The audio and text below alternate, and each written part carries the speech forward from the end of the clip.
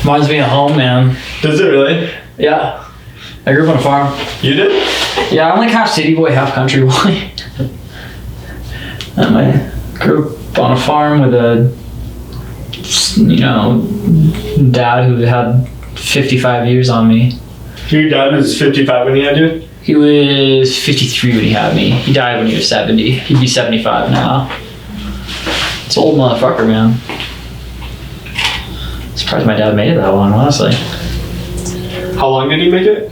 Made it 70 years. Dude, that's But like lived his life harder than like anyone. Really? Yeah, like when he died, people were like, fucking finally. Really? Yeah. How did he live his life? Well, at one point he was kicked out of every bar in California, if that gives you any kind of example. How do you get kicked out of every bar in California? You get drunk before you go into a bar and you start beating the shit out of anyone when you get into a bar. He would walk in and just start like fighting people, yeah. Why do you think he would attack people? He just had a really bad anger problem. Shut the fuck up. He was the youngest of, he was born in 1945. He was the youngest of 6 siblings, and anytime they got in trouble, he got beat. So like growing up, like seeing all my dad's problems, I was like, okay, I know where they come from. So like I don't blame him for his anger. Yeah. But I was lucky. I got my dad sober, and all my other siblings didn't. So that was a different time. Damn. Are you still like in touch with your like other siblings? Oh yeah. Okay. I see them all the time. That's good. They're just all old as hell. Like I'm the youngest of 7. They're all in their 40s and 50s. You are not the youngest of 7. What? Yeah, I'm the youngest of 7. When was the last time you saw them? I saw most of them on Thanksgiving. Yeah, which is weird because like we only get together for holidays. Other than that, just nothing. Damn, bro. Do they look like you? 2 of them do. My 2 brothers look like me. That's funny. My sisters, 2 of them are too old. And Has Lex met any of these people? She met my brother John at my nephew's funeral, I do believe. Yeah. Sorry, you're talking about like death and shit, man. Dude, like, no. Hell of a way to start a podcast. To be honest, I wasn't expecting it to go in that way. No, I didn't either. I'm very comfortable talking about it, that's why. Okay, as long as you're comfortable, bro. Like, it's not, like, death is a very weird concept to me. And dude, that's the thing is, I'm like almost glad it started out like this, because one of the questions I knew that I like low-key needed to ask you tonight was, you want me to say it now or go for it, dude. Jump into it. Okay. No, wait. Okay. Fuck it. Let's go. Let's go. Cool. Okay. Dude, there was you're chilling. There was I remember this one time we were all at Lex's apartment, and I was like cooking something, and you, Alex, and Bobby were all in the living room, and Alex was like laying down on a couch, like Bobby was doing some shit, or maybe it was you that was sitting down on the couch with like Alex, and Bobby was like in the kitchen with me coming back and forth. But anyway, I think I remember this night. During the day. I think you were like shirtless. Probably, but it was during the day, and something happened about like the dilemma of the argument was ending like all humankind on Earth. Oh shit. And the thing is, Alex is like, no, like I wouldn't do that. And then you were like, yeah, dude, I don't know if I would, but like I would think about doing it. And then they were like, yo, like that's fucking like that's like crazy. And I was listening to both sides of the argument. No, the thing is, you guys both have really good points. Because like in a way I saw what you were saying, like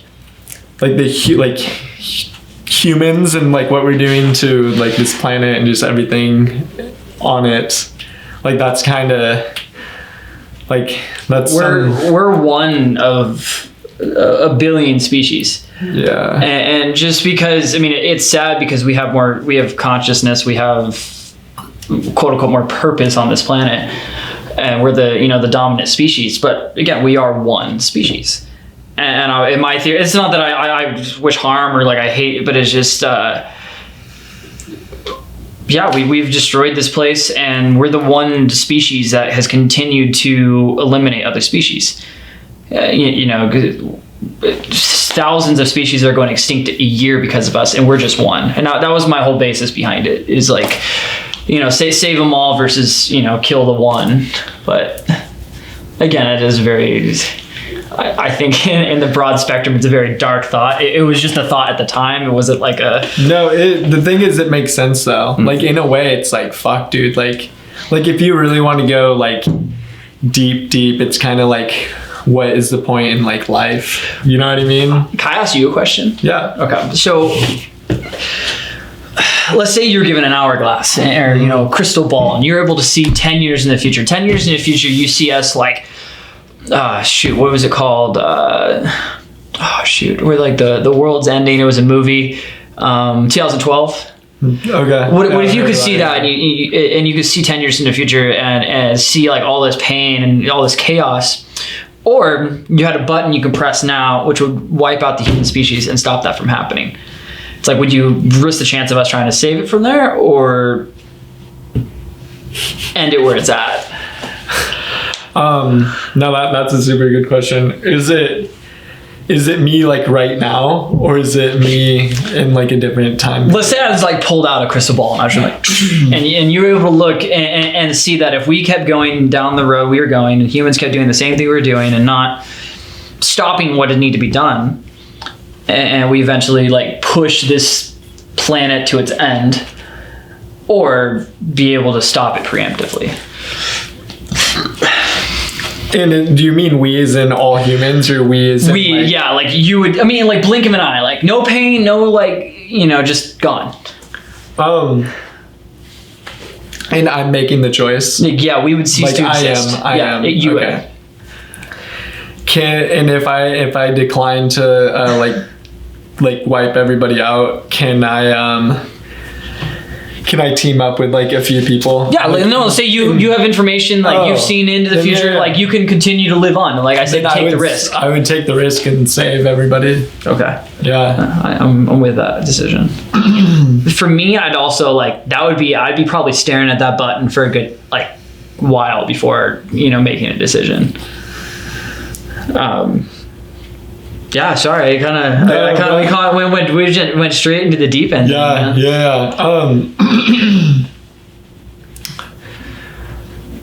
Fuck, dude, I forgot what I was gonna ask you. Shit. No, we've been pre-gaming for a while though, so it's okay. And now I literally just remembered. I just needed like a quick little energy power up. Yeah. Dude, you are you seem to be like a very like outdoorsy, like nature person, right? I like to think so. I throw you in that like category of being like outdoor nature person. nerd. Like you guys are going, like you and Lex are always going off to like Big Sur, Joshua Tree, like all these like crazy places. Mm-hmm. And it's like I think someone said something, or I might have had a conversation with someone, but it like provoked this thought in my head of like, I feel like a lot of people are just like really feeling the effects of like the environment kind of being like derooted and like taken away, and it just feels really like different right now more than ever. Like I didn't think like how I just said that like 2 years ago or 3 years ago, but like recently I was like, dude, shit, like life's a lot different, bro. Just technology, but like I don't want to go down that route. But as we all. But you know what I'm saying? I totally agree, dude. But it's also crazy as you see like the absence of humans is like we also got a lot of this taken away from us, and it's like we took that for granted that we could have just like go on that simple hike and see what we wanted to see. But you also look at like when we were gone for that like single 2 months of like actual quarantine where the entire planet like shut down. Italy had dolphins come back for the first time in decades. Like O2 stats and stuff like that were going down. There was so much like positive like effects to the planet in just like that short amount of time of like us just kind of taking a step back. But I think also us seeing that made us go like, okay, we want to protect it like that much more. And we want to experience that much more. So it's like, for me, it's like when I get to go on this climbing trip or whatever I'm doing, I'm much more thankful because it's like, I know at any second now it could be taken away. So it's the effects have been huge, man.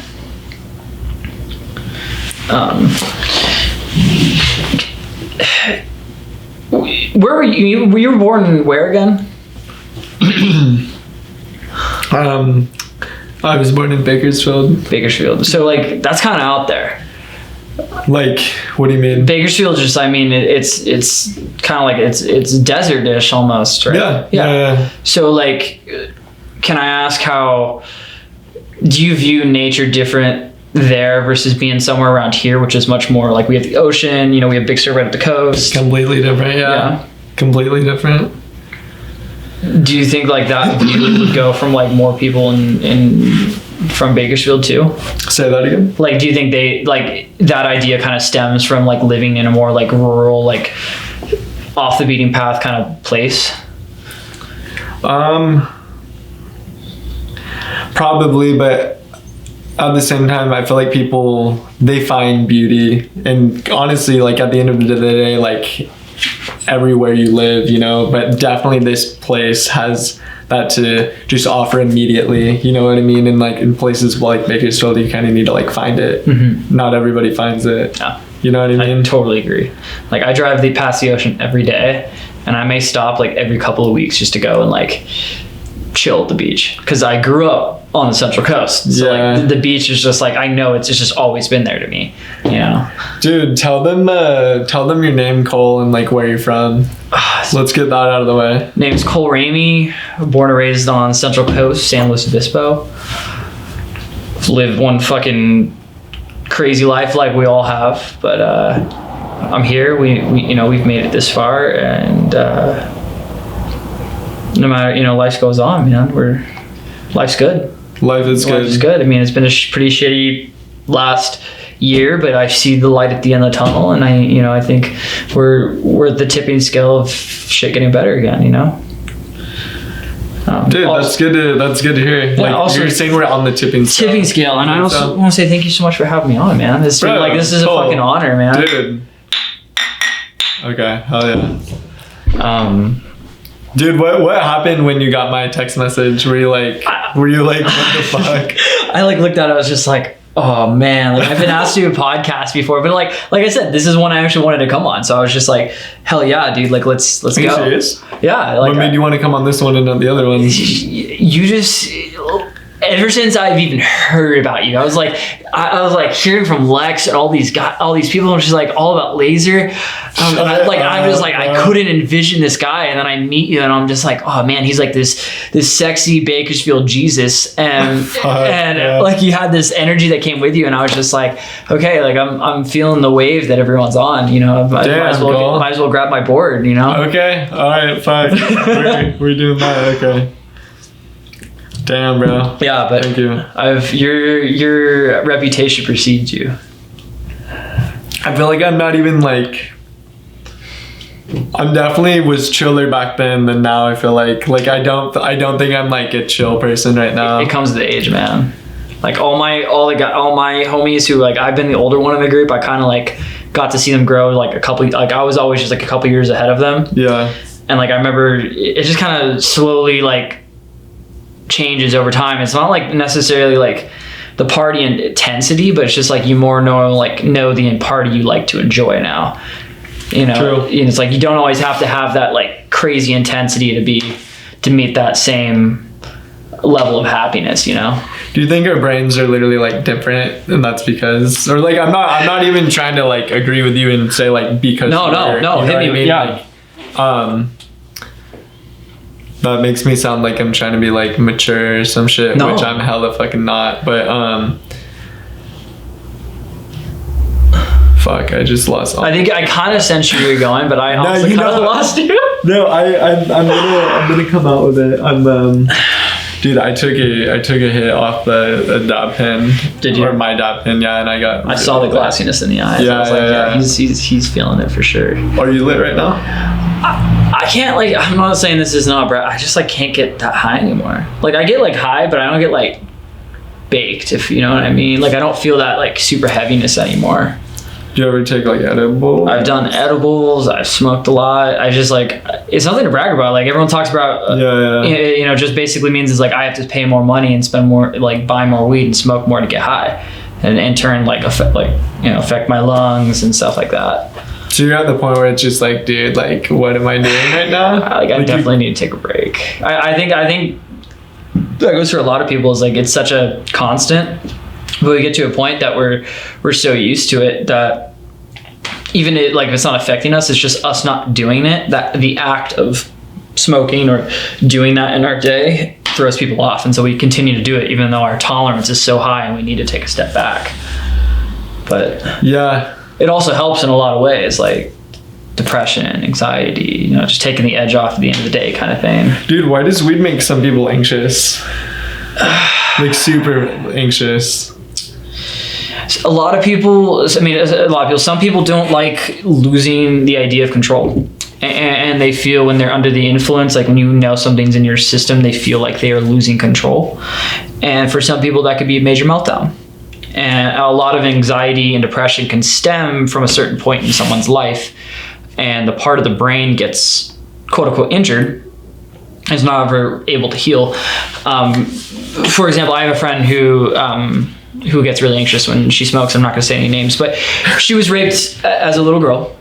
And we'll probably cut this part out too. Okay. Well, she was raped as a little girl, and when she smokes, she feels like she's losing control again, and so it's like a PTSD moment, and it gets sent off. Now, I'm not saying that happens for everyone, but that's just an example of like how it can affect a certain person, more than another. Yeah. But for some people, it's like they need it to take that edge off, so they don't think about it. So it's our brains are such weird, like they do things we don't understand.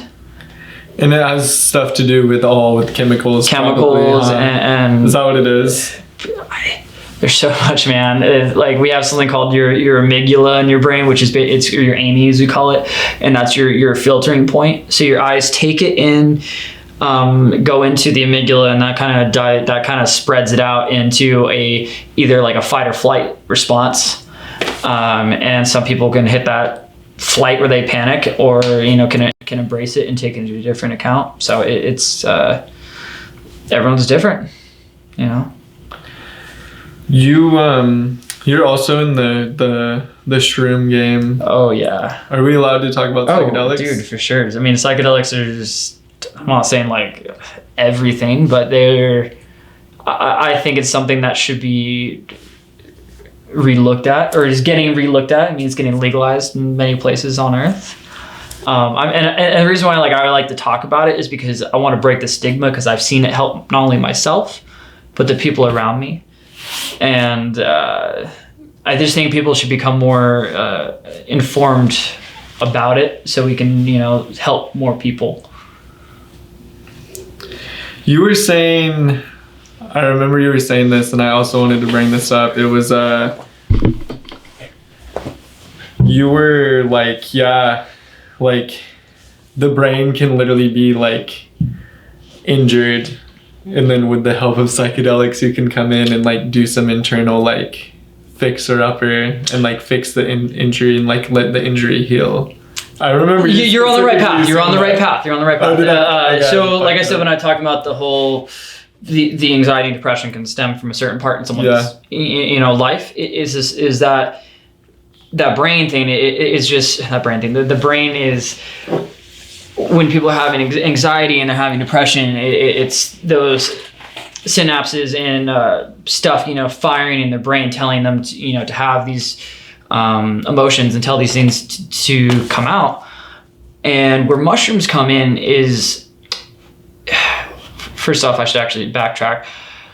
When you're doing them to actually get something, quote unquote, fixed, or to help you, you have to most likely do it with a therapist. It's called psychotherapy, where basically when you ingest them, typically it's around 5 grams, which is in the mushroom world a heroic dose.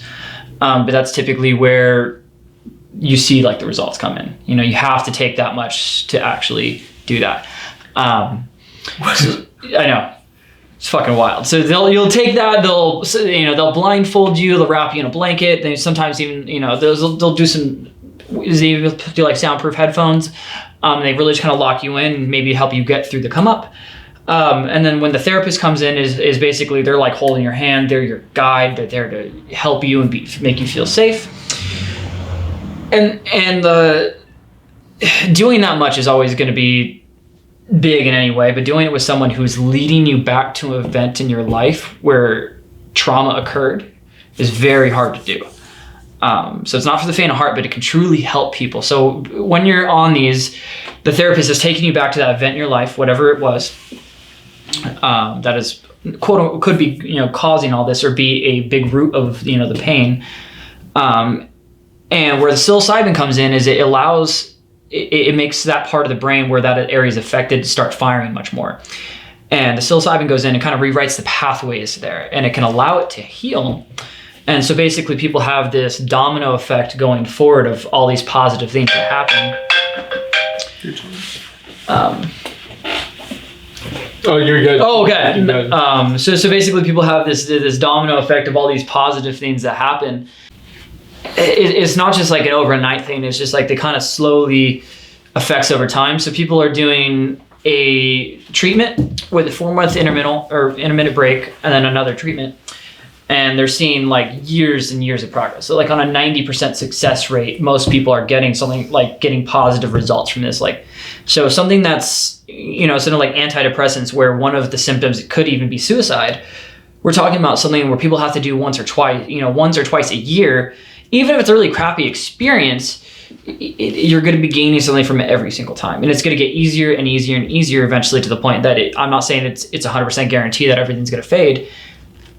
But typically it's you know, it's been proven that it's can. So, I mean, it's everyone, like, but we've talked before, everyone's different. Damn, bro. So you're telling me people have gone in with some gnarly, like, life-ending problems and have just gotten, like, repaired? Yeah. Really? Yeah. I mean, this is why it's getting legalized. It is seen as we need to stop seeing it as a party drug. It's an actual medicine, you know. And for people who are more religious and are against drugs, I also like give the argument of like, okay, if God gave us this place, he also made marijuana, he made mushrooms, they both grow on the ground, we dry them, we cure them, and people eat them. They do the same fucking thing, or we create them the same way, and they have all these positive effects. So why not do them? It's a natural remedy.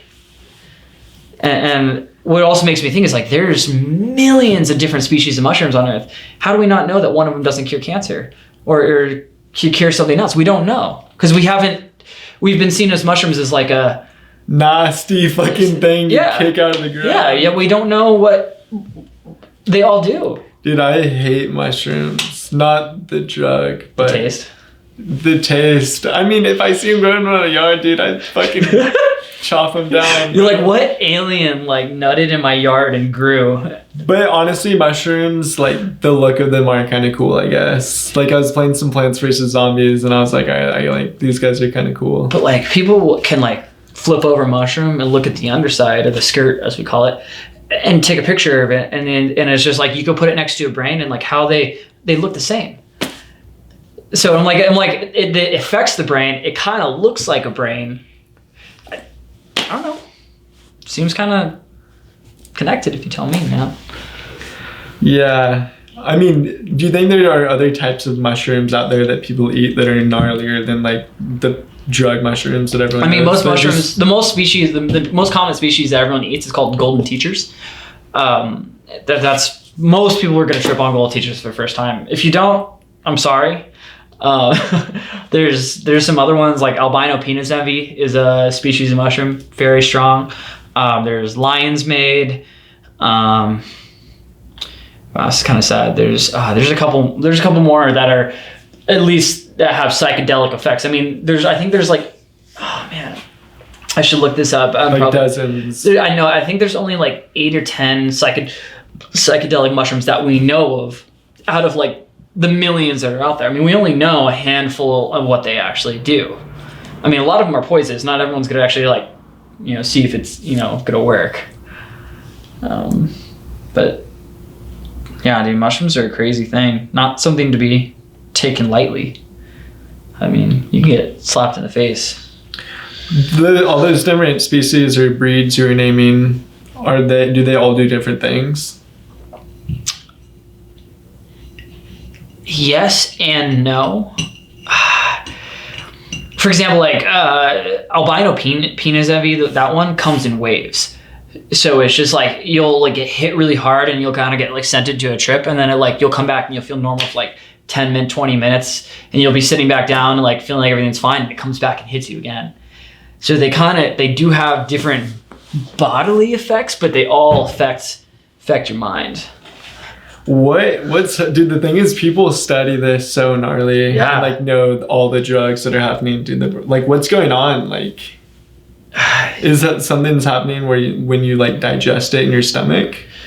Or Yeah. I mean, it's basically technically it's like it's a poison. I mean, it can be seen as a poison, or it's a bacteria more commonly.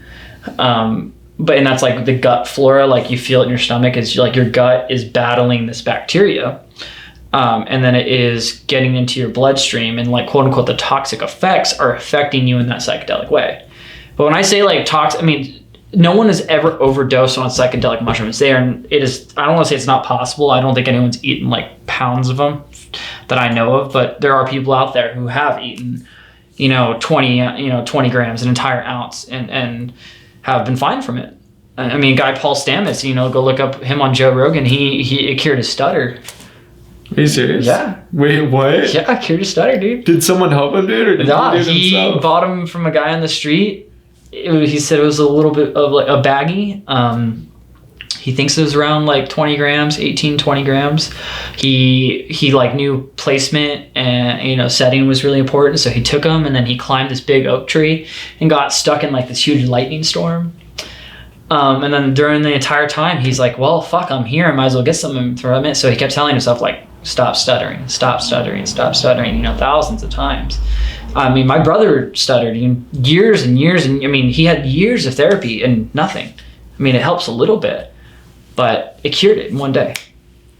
So I'm like, if that doesn't, I mean, we're talking years of therapy in another setting, yet this one trip, even if it was as intense as that, cured it in a day. So that's pretty gnarly. You're telling me, so he learned how to beat the stutter in a tree, high up off the floor? Just as him and his brain telling him, like, because there's a part, typically, like, he can't speak clearly. Like, if he was speaking animals, he could speak clearly, but when he talked to humans, he just stuttered.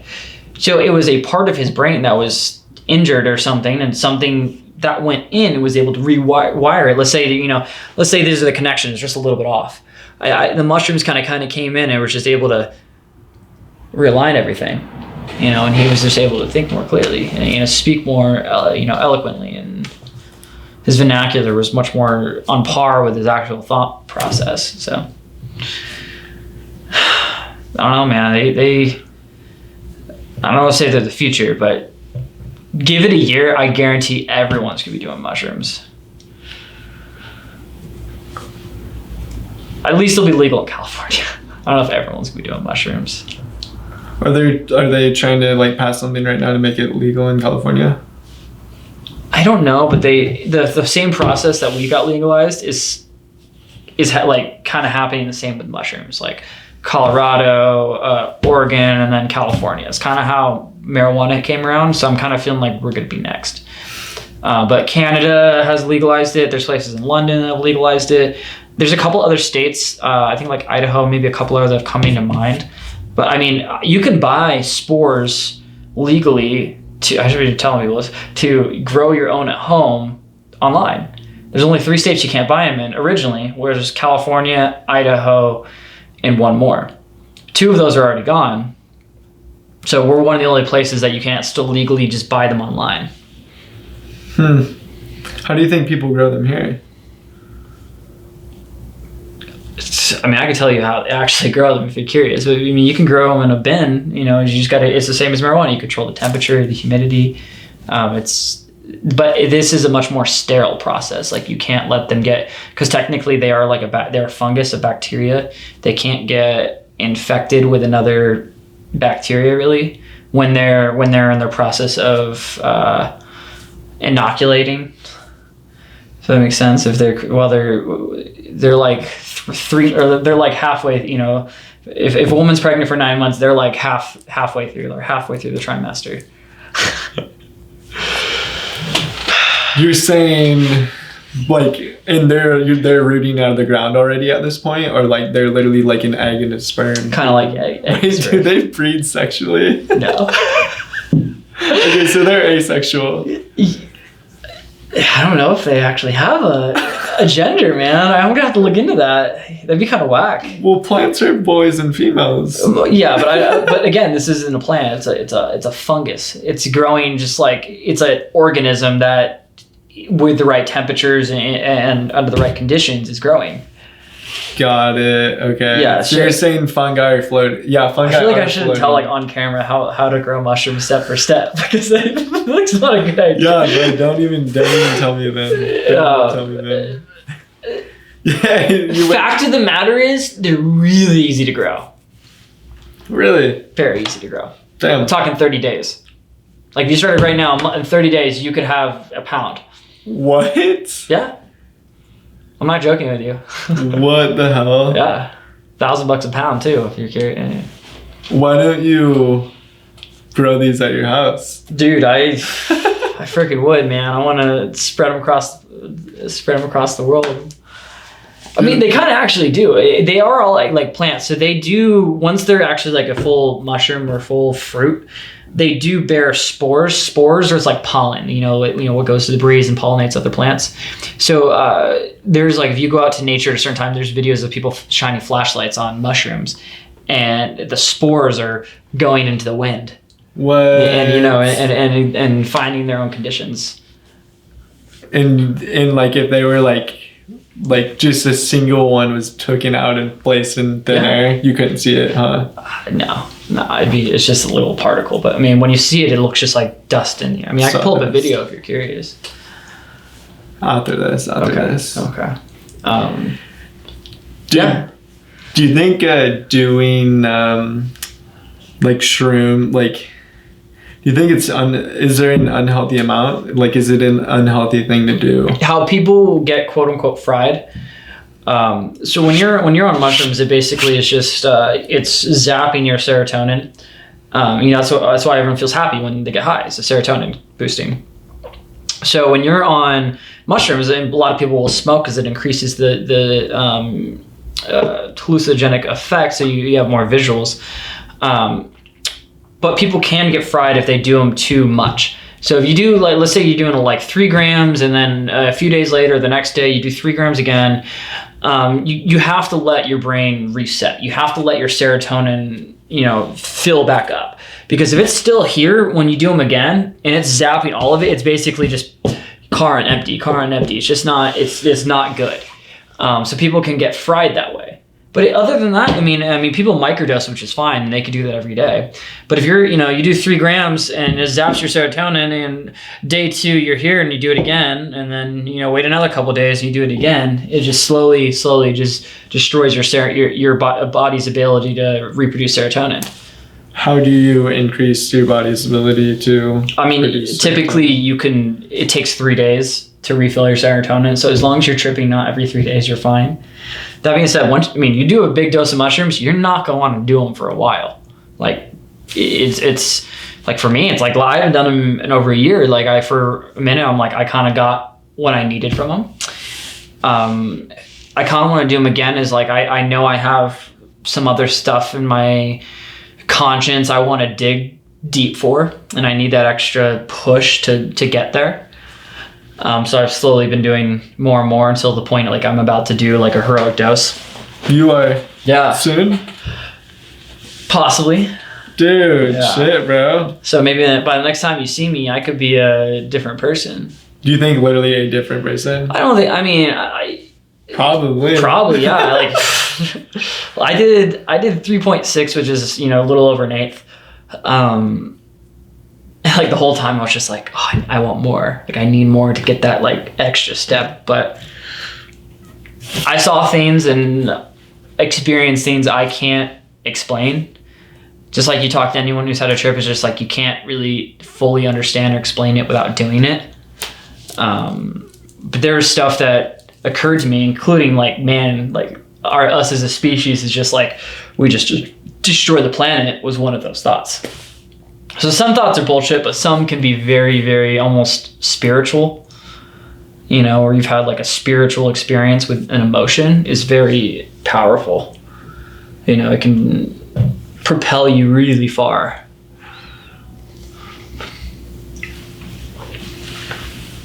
So you had a gnarly last time you tripped then? Yeah, it's kind of a funny story. I was in Big Sur. We were talking earlier about this, and you know, I'm up above this waterfall, and I took 3.5, and you know, my other buddy took 3.5, and then I had my homie who was his first time. I gave him a gram, and my whole trip, I was like, man, nothing matters. Like, the only thing that matters is to be happy in life.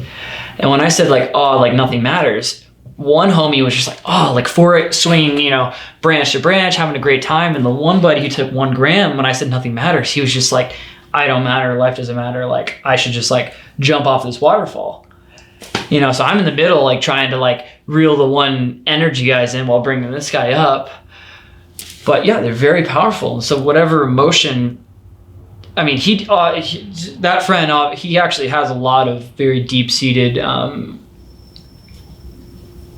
issues, and I think that gram kind of like poked the bear, and I don't want to say he needs more to like actually, because I know he actually does suffer from pretty bad depression. I think he like kind of poked the bear with it, but I kind of think he needs. I'm not a specialist professional, but I want to say I think he needs more to get after whatever the hell happened there. Because whatever I said in such a short amount of time was just like instant. And that's why mushrooms can be dangerous and so powerful, is because whatever you experience, however you lean into it, and your perception can completely change. Yeah. Like, damn, okay, wait, that's crazy. Like, fuck, man, like you really painted a picture in my head, and I'm going, dude, that was probably a gnarly like experience to be in. Yeah. Where you're literally trying to balance out the vibes between people. Which, I mean, everyone's experienced like a party and stuff like that. When you're on psychedelics, it's much harder. That was actually a really good time. I'm take a little piss break. Go do your thing, man. I'm gonna open myself another beer. Yeah, bro. If you were expecting anything, were you expecting things to like be like this as of right now, or like what route did you think tonight was gonna go down? Fuck, dude. With you, we could have been taking shots off like a stripper, or been talking about this. So I didn't really. Really? It could have been anything, man. You think it? You really think I'm like that? Nah, I just. Okay. I think you're unpredictable in a very like positive sense. I don't think it's like in a negative sense. There was a time though where we were playing not King's Rage Cage, and I not only got the final cup, but I got the cup before that, and they were like half, like the whole half cup was full of vodka, dude. So I took like a whole like 2 gulps of the first cup, and then I got caged again. It was the last one, and like my homie next to me, who like full on looked at me during the first one, was just like knew my face, like I got you, like, because I was like, oh, like I might puke right now, you know. Oh my god. And then I had to go for the next one, but I wasn't a bitch. I swallowed it and, you know, choked it down, and then angrily went to bed. Dude, the thing is, literally, like, seeing some people's reactions sometimes of like my pores for Rage Cage. My homie Joe in particular, who you probably have met Joe before. I know. Yeah, I'm terrible in names. Yeah, if I see his face though, I'll know who he is. Yeah, no, but like this one time I was pouring the bitch cup, or like the thing is I pour multiple bitch cups. Yeah, you do. You're a fucking asshole, dude. And then I make the bitch cup a big bitch cup. A bitcher cup, yeah. A bitcher cup. And literally Joe saw me doing this and was like, dude, like this is not okay. Yeah. I think, was it on Halloween? Because there's been 2 different occasions where I've been in a party where people are like, Laser, what are you doing, man? We're gonna die. Because the jungle juice is already 90% like alcohol. Yeah, true. So even doing like a normal cup is like you're taking a shot. Was it really? Yeah. So when you got to like an actual like bitch cup, not even the bitcher cup, but the bitch cup, you're taking like 2 or 3 shots right there. And then you get the bitcher cup, And then dude, when you're filling, dude, you don't have any idea, like, the red cups have lines in them to tell you how much to pour. And I've like straight up looked at a bitch cup before, and like, it was like halfway, like almost halfway. And I was like, dude, that's like 4 fucking shots. Yeah. I mean, I appreciate it because it's like, you actually, like, you when you play Rage Cage with you, it's like you actually play to, like, you pay attention. Oh, you're saying it's like intense. It's more intense because it's like, I don't want to, like, I don't want to drink. Yeah, no, you can say that. You know, we can grind up mushrooms, man. We should just put it in the jungle juice next time. Dude, that would actually be fucked up. I mean, that's technically drugging someone. That's fucked. We could do acid. That's fucked, dude. And then they're just knowing, they'll just be like, I'm really hyped up right now. Dude, what is, do you know a lot, or like, do you know anything about like acid? Man, I have so many studies and stuff that I read and follow up on, and I can't bring the information off the top of my head because, again, not a professional or specialist. But I like to be informed about like what I put in body, including acid on occasion. It has a lot of the same effects. I mean, the guy who basically distributed acid to the United States got set free from prison because they realized of how much of a positive effect it actually has on people. People microdose acid the same as mushrooms. They have similar effects, but also different. Some people have more creativeness, more positivity, and feel more active while on acid, while people feel, you know, happier and stuff in other effects with on mushrooms. Dude, you know what I just thought of that like rich people should do? What? A lot? that like money is not an issue and like the law doesn't matter. Those type of rich people, like, Yeah. of like they should have like a contest or like a fantasy football league, like the loser of something. There's like you. They have to get a job somewhere, like actually like apply and get a job somewhere at like Taco Bell or like a fast food place, like in particular, and then they get the job, right? And they go in and it's their first day.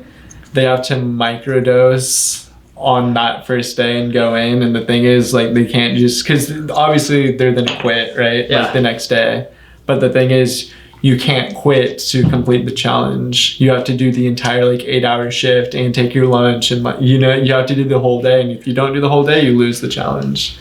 Like, that'd be gnarly. Yeah, dude. I think so many people should do that. That'd be scary. That'd be terrifying, dude. Oh, okay. Scary to like actually do it, or to just? I'm saying to actually do it. Yeah. Okay. Like, okay. What if? Because I've microdosed like on the day I go to work. I've driven forklifts like. On LSD? Yeah. Shut the front door. Dead straight. Bro, what the fuck? Maybe don't go to the Home Depot around here. That's all I'm saying, man. But yeah, I mean, you're clairvoyant. Like you're lucid. You can talk and, you know, be normal and like, control it. But it's like sometimes it's like I can space out, and if I let myself I can let myself go into the trip more. And like see, like I can see more visuals, or I can have a more mental thought, but I can also just like, you know, come back to a conversation. So a lot of people will have the idea is like once you're on them, you have no control. That's completely false. I mean, a lot of times the trip will take you wherever it's going to take you, but you do have a good amount of control. Like you can change, you know, things as it goes and stuff like that. Could you do that though on your first day of work? And you're not if you're not experienced. Yeah, I'm saying like, yeah, that'd be scary, but it's funny you say that. I always told myself if I won the lottery and became like a billionaire or whatever, 100 millionaire, I'd get like a basic job, like working at McDonald's, whatever, to keep myself humble, you know, and just not let the money get ahead of me. Damn. Okay, for sure, bro. Yeah, for sure. I mean, I make basic wage, live in California at a clothing store. I'm making, you know, $30,000 a year. You know, in my next job in 3 years from now, I'll be making, you know, $500,000. Like, I don't even know what I'm going to do with that kind of money, because I'm like content now with this. So like keeping myself humble is also a way of like not letting the money get to my head and the idea of like, oh, I can just buy this and that and just let it go to waste. So just to be more mindful, you know, be more humble about life. Yeah.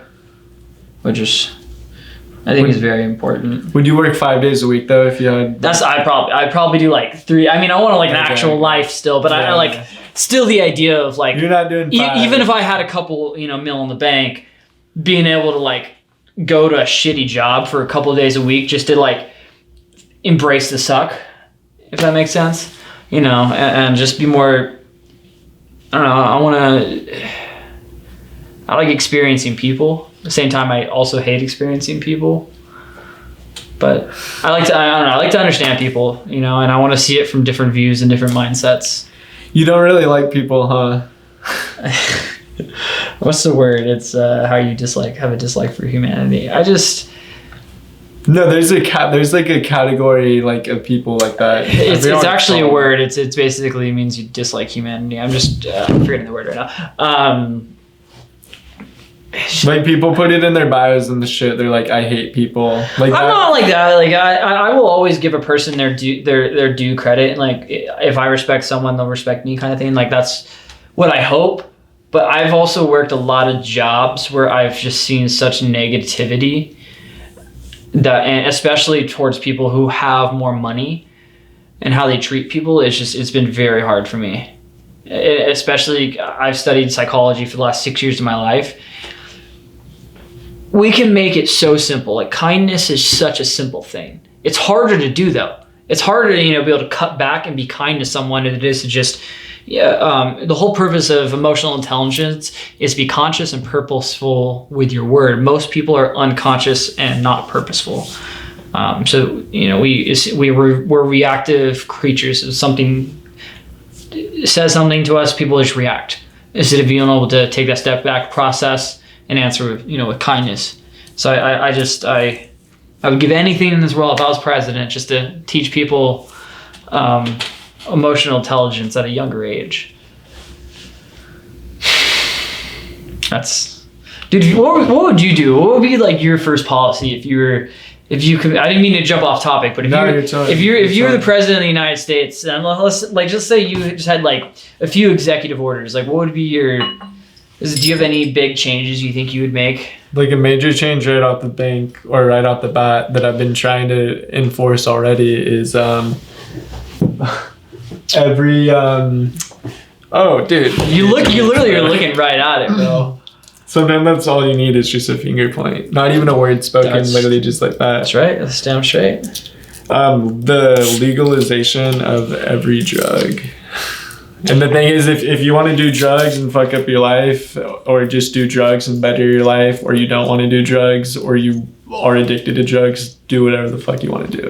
But the thing is, if you start endangering other people and hurting other people, or just going out, then this is another one, like you're not technically hurting anybody, but if you're gonna like go out in the middle of the street and act like a crazy person and like just any sort of harm to the environment and the people and the sidewalks or the park bench, like as long as you're not harming anybody or like getting in people's ways that are like trying to get shit done, like there's no punishment. But as soon as you cross a certain path and you become not even a danger, but just kind of like an annoyance, that's when you kind of like start getting into trouble. You know what I mean? Yeah. I think it's funny you bring that up is, I think we as humans, like when we're told not to do something, we have more of an instinct to like do it. Mm-hmm. But if you look at other countries that have legalized every drug, not every drug, but have pretty much legalized every drug. It's not Germany. It might be Germany. Basically, I can't remember what country it is, but this happened a long time ago. Legalized every drug, but what they did is they also made rehab free for anyone who's willing to get help. And it was like overnight the drug rates dropped. I mean, there was like a 90% success rate where people like stopped using. Because it was like, okay, because a lot of the people that do use, they feel this tremendous guilt and they go like, okay, like why not do people already hate me, why not do the only thing that makes me happy, which is this drug? And so they continue to do it because it brings them solace, it brings them meaning. And so when people go and they legalize it, they can go like, oh, like I don't have to hide anymore. I feel more obliged. Like I wanted to be better for myself. Like I don't want to be addicted. No one wants to be addicted to really anything, you know? So people, I think, have that natural inkling to get better. Well, it's my hope at least. Do you think, I noticed you said people are doing drugs to like, cause like that's like, forgot exactly what you said, but because like no one liked me or whatever. Do you think that's like the sole purpose people do drugs and like get addicted to drugs? I do not believe it is, but I also know it's a big factor to why they continue to do them. You know, a lot of the places where they want to do drugs is where they're not seen. They want to be alone. They want to, you know, feel isolated and feel safe.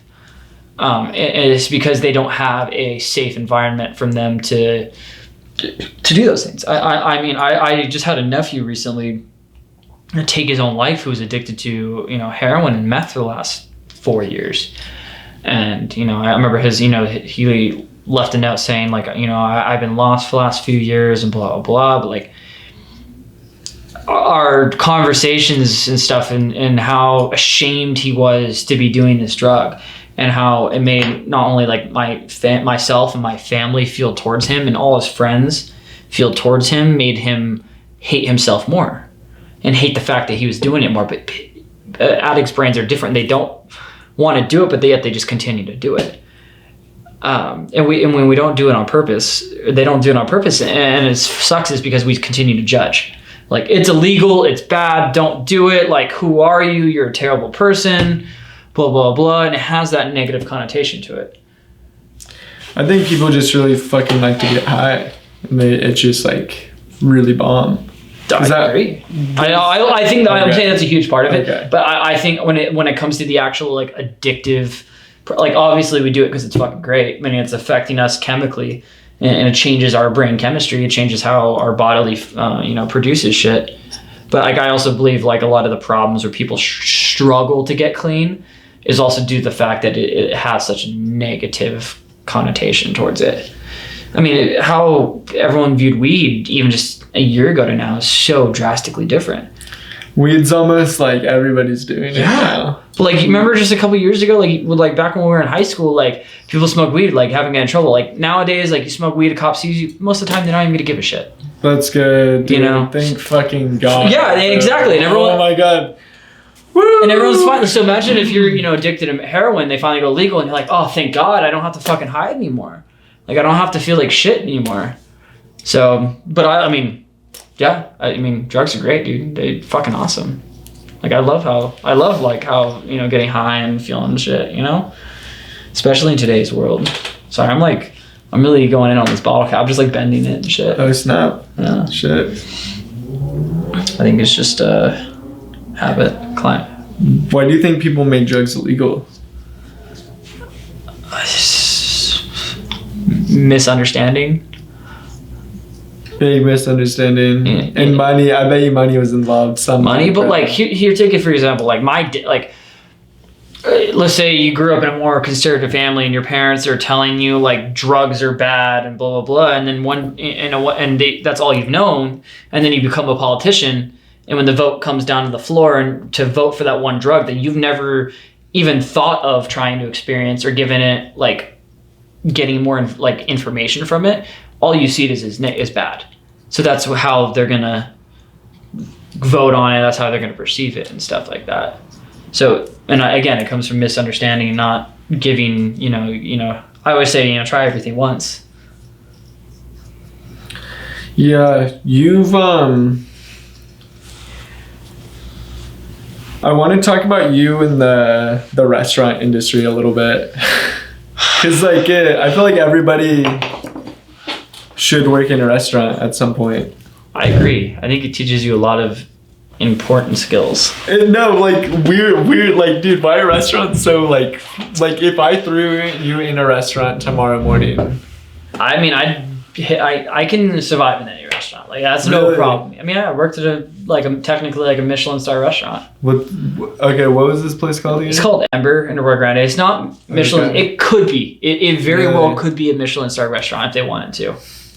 What is Michelin star? Because I think fucking like Taj and Squid talking about so, I mean, it could be really... A chef comes in and gives it a star. So Michelin, like the people who make tires? Yeah. Yeah, so Michelin, I mean, same dealio, same brand. They will have people that will enter a restaurant. They normally come in pairs. They have a certain routine that they must stick to, but they don't tell anyone they're coming. It's not like, hey, I'm going to come review your restaurant. And they'll do very specific things. How to act. They'll act completely normal. They'll order certain things, very specific things. Typically, one will go to the bar an hour before their partner shows up. The partner will show up. One will get an hors d'oeuvre. One will get the wine. They do certain things. One may, place a fork on the ground. They're not going to drop it because it's loud, but they're going to place it on the ground. They might even be secretly timing you to see how you pick it up, how you interact. So they're judging every little interaction you do.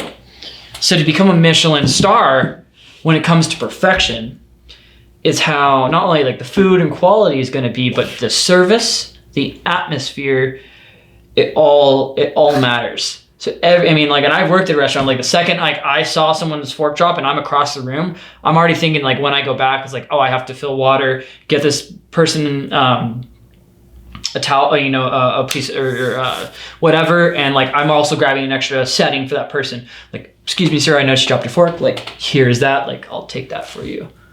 So that's like the Michelin. Like, it gets real serious. But yeah, I never want to work in a restaurant again.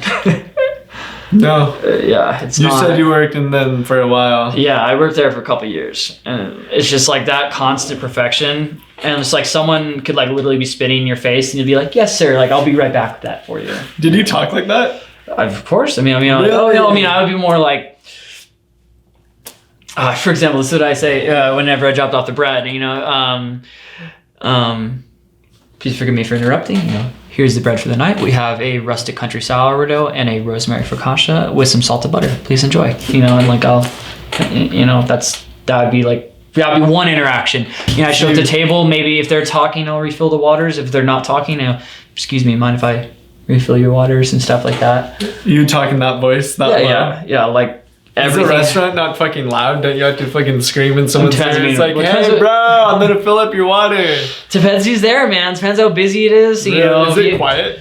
I mean, it depends. If you have one party that's celebrating, someone just got married and people are drinking up and having a good time, while the other people are having a serious business meeting or it's all different. So how those interactions go, you have to basically, as I was going to a table, I would read the scene. Like, didn't you fuck a MILF?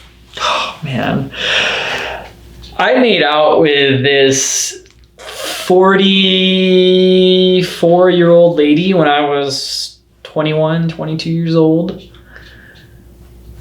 What did she look like? She was good looking. I mean, yoga instructor kind of vibe.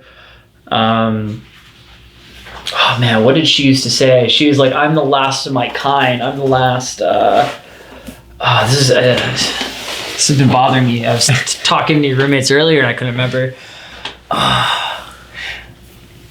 It'll come back. Hopefully it'll come back to me. But she knows, I'm the last such and such. I'm the last one of my kind. And it was like talking about how she's this weird. She was in your restaurant? Yeah, she was the very first person to show up at the restaurant and then stayed in front of me as I was bartending all night long, and then was the last one to leave and like gave me her number. And then like when I left work, she was waiting for me in the parking lot. Really? Yeah, I was like, I mean, that was an interesting experience for sure. It was very uncomfortable, but like, it was, that was about it. It's an interesting experience. You hung out with her? You made out with her? I basically like made out with her in her car and then walked back to my car and went home and never talked to her again. Oh, she was a bohemian. That's what it was. What's a bohemian? I'm like, hey Siri, what is a bohemian? A bohemian is a resident of Bohemia. Today, a region of the... No, it's a mindset. It's like a type of person. Okay. Wait, how did you get into her car? Like, how did that go down? She said, "Hey, come over here, Cole." She offered to drive me to my car up the hill. She saw you walking? Yeah, she saw me like walking, was like, "Hey, like what's up?" And then like I was like, "Oh, like you were chill. I'll hang out with you for like 5 minutes, you know, see where it goes." Ended up Was she attractive? Oh yeah, she was very, very beautiful. Dude. So bohemian may also denotate a socially unconventional person, especially one who is involved in it. Especially one involved in the arts. Yeah, so very like yoga instructor, just in her element. Basically telling me she's like she's rare, she's an unconventional human being. I knew it was all, I don't want to say bullshit, but she was, I think she was a little too attached to that idea. What made you stop and not,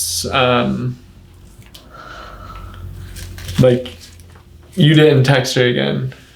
Or she gave you her number? Like, she would have probably been down to fuck you. She gave me her number. She was talking to me like the whole time, like, hey, I got like, I'm house sitting for these like rich family and like have the house to myself for the next 3 weeks. And I mean, I was like, that's awesome. I mean, like I was into it, but at the same time, I don't know who this person is. I don't know who this lady, where she came from. You know, the way she was kind of sounding, it was like she just kind of like showed up out of nowhere and was gonna like abduct you. Yeah, I didn't know, dude. I mean, she could have. I don't know. She could have. I mean, I could have gone to her house and she could have killed me for all I know, or I could have had great sex. Maybe I lost one. Damn, bro. Okay, so you were literally like low key, kind of like afraid of the person. Yeah, like I mean, I was more like a bigger person at the time, but I was also like, this person could like put something in my drink. I don't fucking know. Who I was like, I have no idea who this woman is. Like I met her, she was literally at the bar and I talked to her total probably like an hour over like the 7 hours I worked that night. But like, I don't know if that was enough for me to, I mean, if it was like, I mean, this is gonna sound more. I'm gonna sound kind of gross for this, but if it was if it was a girl a couple years younger than me, I'm gonna feel probably a little bit more comfortable or more in control. Yeah. You know, versus like sense. I don't know if this person was a psychopath. You know, was in prison a couple years ago. For doing the same thing. Exactly. So like, so I just was like, like I have plenty of. I'll get more in the future. Versus like this is just like. This could be a one-time thing that could either benefit or possibly ruin my life. Would you say you're a pretty like cautious person?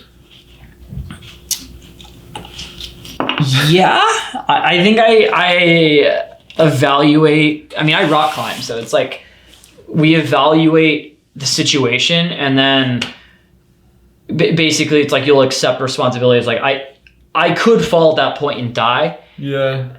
But I'm still gonna do it. Is like I know I can, but like I also know going in. So it's like I also did Krav Maga for 15 years, and I learned like disarming and stuff. So it's like always being like on guard if like someone's around me as I get like a sketchy vibe. I'm more gonna be like aware of like how they're moving and stuff like that. You did do Krav Maga for a long time. It's a long time. That's what Bobby was telling me. Yeah. Like what the fuck is Krav Maga? It's Israeli it's a Israeli style fighting. They teach that's what Navy SEALs learn. Basically you take like it's like almost taking the best technique from every kind of fighting and putting it to one. Do you kick in it? You kick, you do whatever, like but it's not fighting fair, you fight to win. Like if I'm honestly gonna get into a fight with someone, I'm not thinking about knocking it out. I'm like, okay, Krav Maga is like, how am I gonna injure this? How am I gonna incapacitate this person as fast as possible to keep myself as least harm? So typically in Krav Maga, like, or how it's meant to be taught is like, I'm gonna hurt you to get you on the ground, and I'm not gonna get on top of you, start pounding on you. I'm basically gonna run away. It's like basically I end the situation as fast as I can and get to safety. But like I'm thinking of like, how am I gonna cause this person pain? Versus like, how am I gonna teach this person, like knock them out or teach this person a lesson? If that makes sense. Are you saying well, that's kind of fucked up though. If you're giving someone a life-ending injury, I think that's fucked up. Like if you're breaking someone's elbow. Shouldn't have fucked with me. Dude, okay, but what if you were the bully, bro? What if I'm going to give every indication to be like, I don't want to do this, and I'm going to greatly advise that you don't do this. And if they want to push past it, that like when I was talking about risk assessment, I gave them the risk assessment. I'm like, I'm going to let you know, like, I'm going to hurt you if you try to do anything to me or like people around me. But what if someone's drunk and doesn't realize that? I mean, again, then I know how to handle it. I'm not going to do that. Okay. That kind of person. Well, what if you're drunk? I'm not that kind of drunk. And I've been like, I mean, I come from a family of very aggressive alcoholics, but I've never issued any signs or had a problem with like anger, especially like I've been like blackout angry while not intoxicated and been fine. Like while I'm drunk, I'm always like happy and like chilling. Like you could probably like spit in my face while I'm drunk and I'll be like, ah. Oh, that does not sound fucking fun at all. It's also, it always depends on situation. I'm just saying, like, I would hate for a knee to get broken or like, cause that's like someone's life just gone. You know what I mean? Versus like, that's the thing, like fights happen. I'm gonna try to knock you out before I like, well, if I'm fighting someone like twice my size versus like someone that kind of like similar, but I mean, I can't really say that because body size doesn't really matter it can, but you're saying in a street fight, it doesn't matter that much. Cause you're gonna be fighting dirty. Yeah, I'm not. Yeah, I grew up with a father who was very brutal and taught me, it was, when I got knocked down, like he would laugh. So for me, like getting hit, and I know it sounds kind of fucked up, but like being in pain was very like more natural to me. So like even if someone did like hit me or do something, like there's a good chance like I'm probably just gonna like take it, be like, don't do that again. You know, so it's like I'm not gonna like, I really don't want to. I've never had to attack someone or anything like that, or really had to defend myself that much. But if it came down to it, yeah, like I will do whatever needs to be done. Ouch. If that makes sense. I don't know. I don't want to ever hurt a person. Like who wants to, I never want to see another person in pain. But like if they're threatening me or like my family or my friends, it's probably going to go down.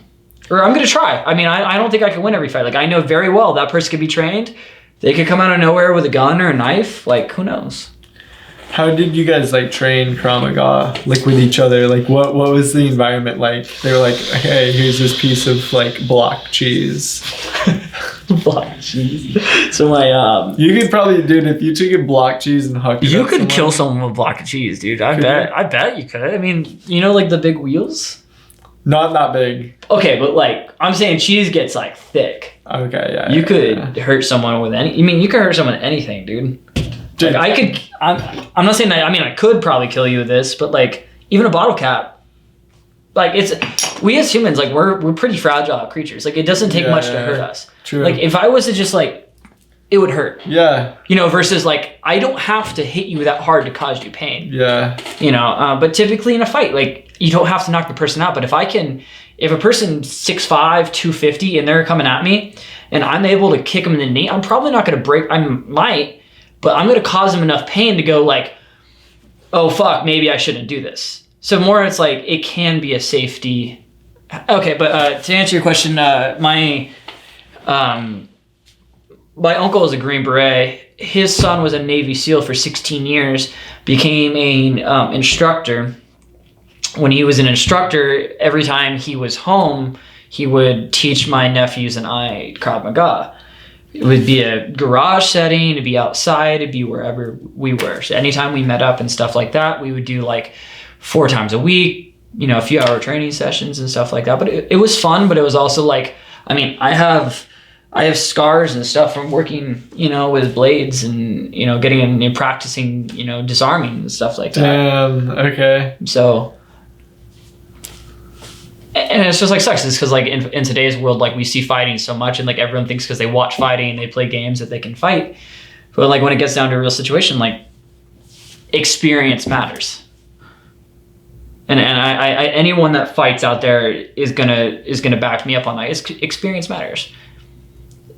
because a lot of people like even just punching, if you don't know how to do it efficiently, it's different. It can make or break a fight. Like not many people can kick, you know, or know how to kick properly. So there's so many variables that go into it. That's why I love talking to Bobby, because it's like we'll always talk about fighting. It's like I know he doesn't really come from a background, but like I know he watches a lot of fighting and like listens to a lot of people talk about it. So like he has more information than the average person. But I love every time we talk, I'm like, dude, we're talking about like the upcoming fight and like how they're gonna match up and stuff. I was like, you're right, but like also times like there's a lot of things you're saying that doesn't come from like you don't have the experience to go behind what you're saying, if that makes sense. I'm not trying to be love Bobby if you're listening, I love you, but there's some things that like experience when it comes to actually doing it is huge. Bobby's like, fuck this guy. He's talking shit on me. I love it. The him. thing is, Bobby would definitely take that offensive. I know, but I'm not. I never try to say anything with malice in my voice. So if people take it offensively, that's like more on them than it is on me. Because I hope they know it's like, again, I'm not trying to say it from a point of. No, I see what you're saying. Yeah. I know exactly what you're saying. Like you literally did not mean harm or foul. Yeah, he's just the only person I can go into mind. I'm sorry, man. I could say probably a few other people, but you're the only one I really talk to about fighting. But like that was also a long part of that was a long time ago, man. I haven't fought in 7 years. Did you go to Napomo High School? I went to Arroyo Grande. You went to Arroyo Grande High School? Okay, hold on then. Do you know B-Rad then? You guys... Most likely, probably. Brad Elliott. I told you about their names. Dude, man. What the fuck? Gosh, do you know what year he graduated? Dude, I want to say he's literally like your age. 2015? Maybe a little earlier. Because like I 2014. You were 2015? I knew people before and after. Like I knew people like who graduated in 2011. I knew people that graduated in 2017, 2018, even now. So. Nah, he's like. I think he's probably 2014. I know the name. And I think he went to Rio Grande. Because I know people would have asked me before if I know B-Rad. What was it like going to, like, how many people went to a Rio Grande high school? That was like a whole life ago, man. 3,000 people roughly. Like my graduating class was 640 something. Did you guys know like you would know a good amount of people, but like I also dated a girl like the end of senior year who I like never met before, and she went there. We had classes together, and I had no idea. That's so funny. It's one of those schools. It's like everyone kind of knows everyone, but at the same time, it's like there are some people who kind of like slip under the radar. Damn, dude, honestly though, like 650 people in a class. That's a lot of fucking people. Graduation would be like 3 hours long. I mean, just saying names and shit. Saying names for that one. They pump them up pretty quick. Pretty quick. Like we get out of there, we do dances, we do like our dance and crap, and all the family would come on, and we'd get out of there. How big's the fucking like school? We do it on the. Oh, have you ever been down to Rio Grande before? I mean, probably. It's pretty like it is. It's the biggest school around here, like in the 5 cities, and like. In a good amount of California, it's one of the biggest cities. I mean, besides if you're going to like a bigger city, but like, I mean, from like Santa Barbara to a little bit, I mean, obviously to like San Jose, San Francisco, I mean, probably the biggest. Oh, you're saying Rio Grande is? Yeah, for sure. From Santa Barbara. maybe some schools out in the valley, there might be some bigger schools, but like 3,000, I mean, like the campus itself is like pretty massive. You're saying just the, like you're kind of saying just like the coast, the coastal side of things from Santa Barbara up to the Bay. It's the biggest, one of the biggest schools. It's just a huge feeder school. Like we went, my senior year, we won, not CIF, but basically won our division in like 12 different sports. Like the first in our division, like in the, not the state, but in the Central Coast, or wherever division we were in. The Central Coast, I think. Southern California division. But other than that, I mean, 150 kids from my graduating class went to Cal Poly.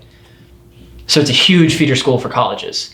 Because we had more AP programs. I mean, I had a 4.5 GPA, and I was like 150th in my class.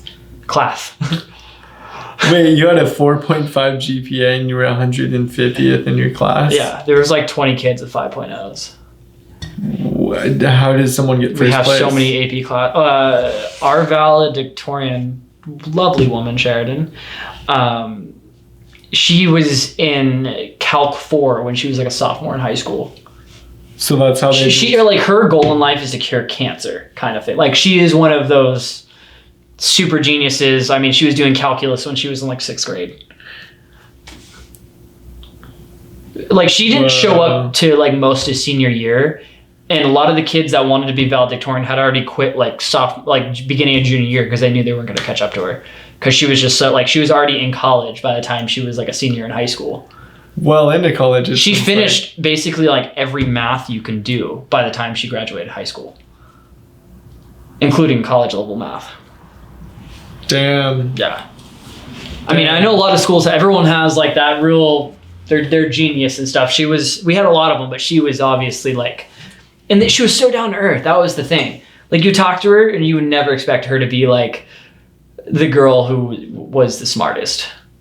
Huh, dude. Yeah. Okay, that's good. Yeah, it was awesome. Good. You know, she was just really honest. She kind of like how she was. She always sounded like to me like Bill Gates, like really kind of calm and just like had a very like sweet tone to her voice, and or maybe just I have a fetish for Bill Gates, but that might just be me. What? Okay, so her being in that math class that determined how like her having a. I mean, even in my AP literature class, she would walk in, write an essay. We'd have an essay like that was how it was literature writing. She would get a 9, which is the highest grade you can get on an essay. So she'd come in, write it. Like she would come in, take the test and stuff like that. Would basically ace everything and go home. But she would like rarely be in class. So she didn't even have to be there to get like the grades that she was getting. That's like how crazy smart she was. It was just too easy for her. I can't say that because it was probably very hard for her to get to that point, but she obviously was doing something that made her much more successful. They probably like you said, everyone had 5.0s. Like a shit ton of people had straight A's from day one all the way to the final day. Yeah, lots of people had straight A's, right? They're all at a 5.0. How does someone get number 1 out of? I think it's just because everyone knew she was just. You're saying there wasn't. It was undisputed. It wasn't even a contest. Like, it wasn't even a contest. You're saying the fucking staff admin knew that too already? Like the staff was like, everyone. Like people like would joke, like, who do you think is gonna be? And everyone was like, Sheridan. Like, just hands down. How the fuck does it get some? Like. How did all of the staff know if there's like 700 of you guys roaming around? Like, what if everyone's smart and a genius in their own right. You know, I can't say that she was the best in every single statistic out there. I think she was much more prepared for high school. I think her parents and herself, her own work in life and motivation pushed her to get to where she was. And I know that was all on her, but she also had a good, upbringing that helped her to that point. So did a lot of kids. I mean, I knew many of my friends went to Harvard, Yale. I had full rides to 4, Ivy League colleges, and I turned them all down. But I mean, I wasn't even that like I'm not an idiot, but I was like I would get that, and I'd be like, yeah, right. Like I'm not going to go there. Why did you apply? I had 21 Division I scholarships. I was a football player. You were a football player? I was the kicker. You were the kicker? Shut the fuck up. Yeah. And you like played on varsity and shit? Yeah. Yeah, I played since I was a freshman, if that matters anymore. Everyone called me like kicker. Were you good at kicking? Yeah. I mean, I was number 2 in the nation for punting, and I was number 7 in the nation for kicking. No way. What's up? What's the difference between punting and kicking? Kicking is for like kickoffs, and punting is holding it. Yeah, exactly. Like you're drop kicking like a goalie when he kicks the ball across the field in soccer. Yeah. Versus field goal, like field goals, like the extra point. Yeah. So stuff like that. Kicking. Yeah, kicking. Okay. Which I could. Like I had really good leg strength, which made me really good for punting because I had all that force and that power. But it was harder for me to transpire that to kick. Again, that was such a, I mean, that was a very, I mean, I don't even, people like only know me as kicker. Like my coaches called me kicker. Like no one called me by my first or last name. Kicker. So like if I met someone from high school, everyone would like, what up, kicker? And I'm just like, hey. Fuck, dude. What's that like being a fucking kicker? That's so funny. Shit. You out of all people were a kicker. Yeah, it was. That's hilarious. It was. Does Lex know you're a kicker? Oh, yeah, I'm sure she does. Are you serious? I don't know. I think she does. I don't care. I mean, again, like I said, it was very like my ego. I had a big ego death, and that like I don't know. So I only really kicked for my dad, and then when he passed away in the middle of my senior year, like every like I was just about to go to like apply to college, like commit to a college, you know, and finally I'd go. And like he passed away like right before I was supposed to make, like 2 months before I was supposed to make that decision. And he was my reason for kicking. So my only reason to actually do like why I was going to go to college and everything for it, all the thousands of dollars, the hours of training I put in, went out the window. Like I literally like tried to kick like a week after he passed away, and I like couldn't kick as well. You literally could not. Something like in my head just like turned off. That makes sense. Damn, bro. Okay, why do you think it turned off? And what even is ego death, bro? Hold up. I've learned that you're a kicker. You did. That's fucking crazy, Cole. It was, yeah. I think I still have the national record for the farthest kick as a freshman at 54 yards. It's like a kickoff or a field goal. It was a field freshman goal? year in high school. I kicked a 53-yard field goal. Was everyone like tripping balls? Everyone, yeah, like lost their shit. Like we won one game that year, and it was that game. You guys got killed? We got killed. What was your score? Like, and we got killed like every, like we were like 1-7 that season, like 1 win, 7 losses.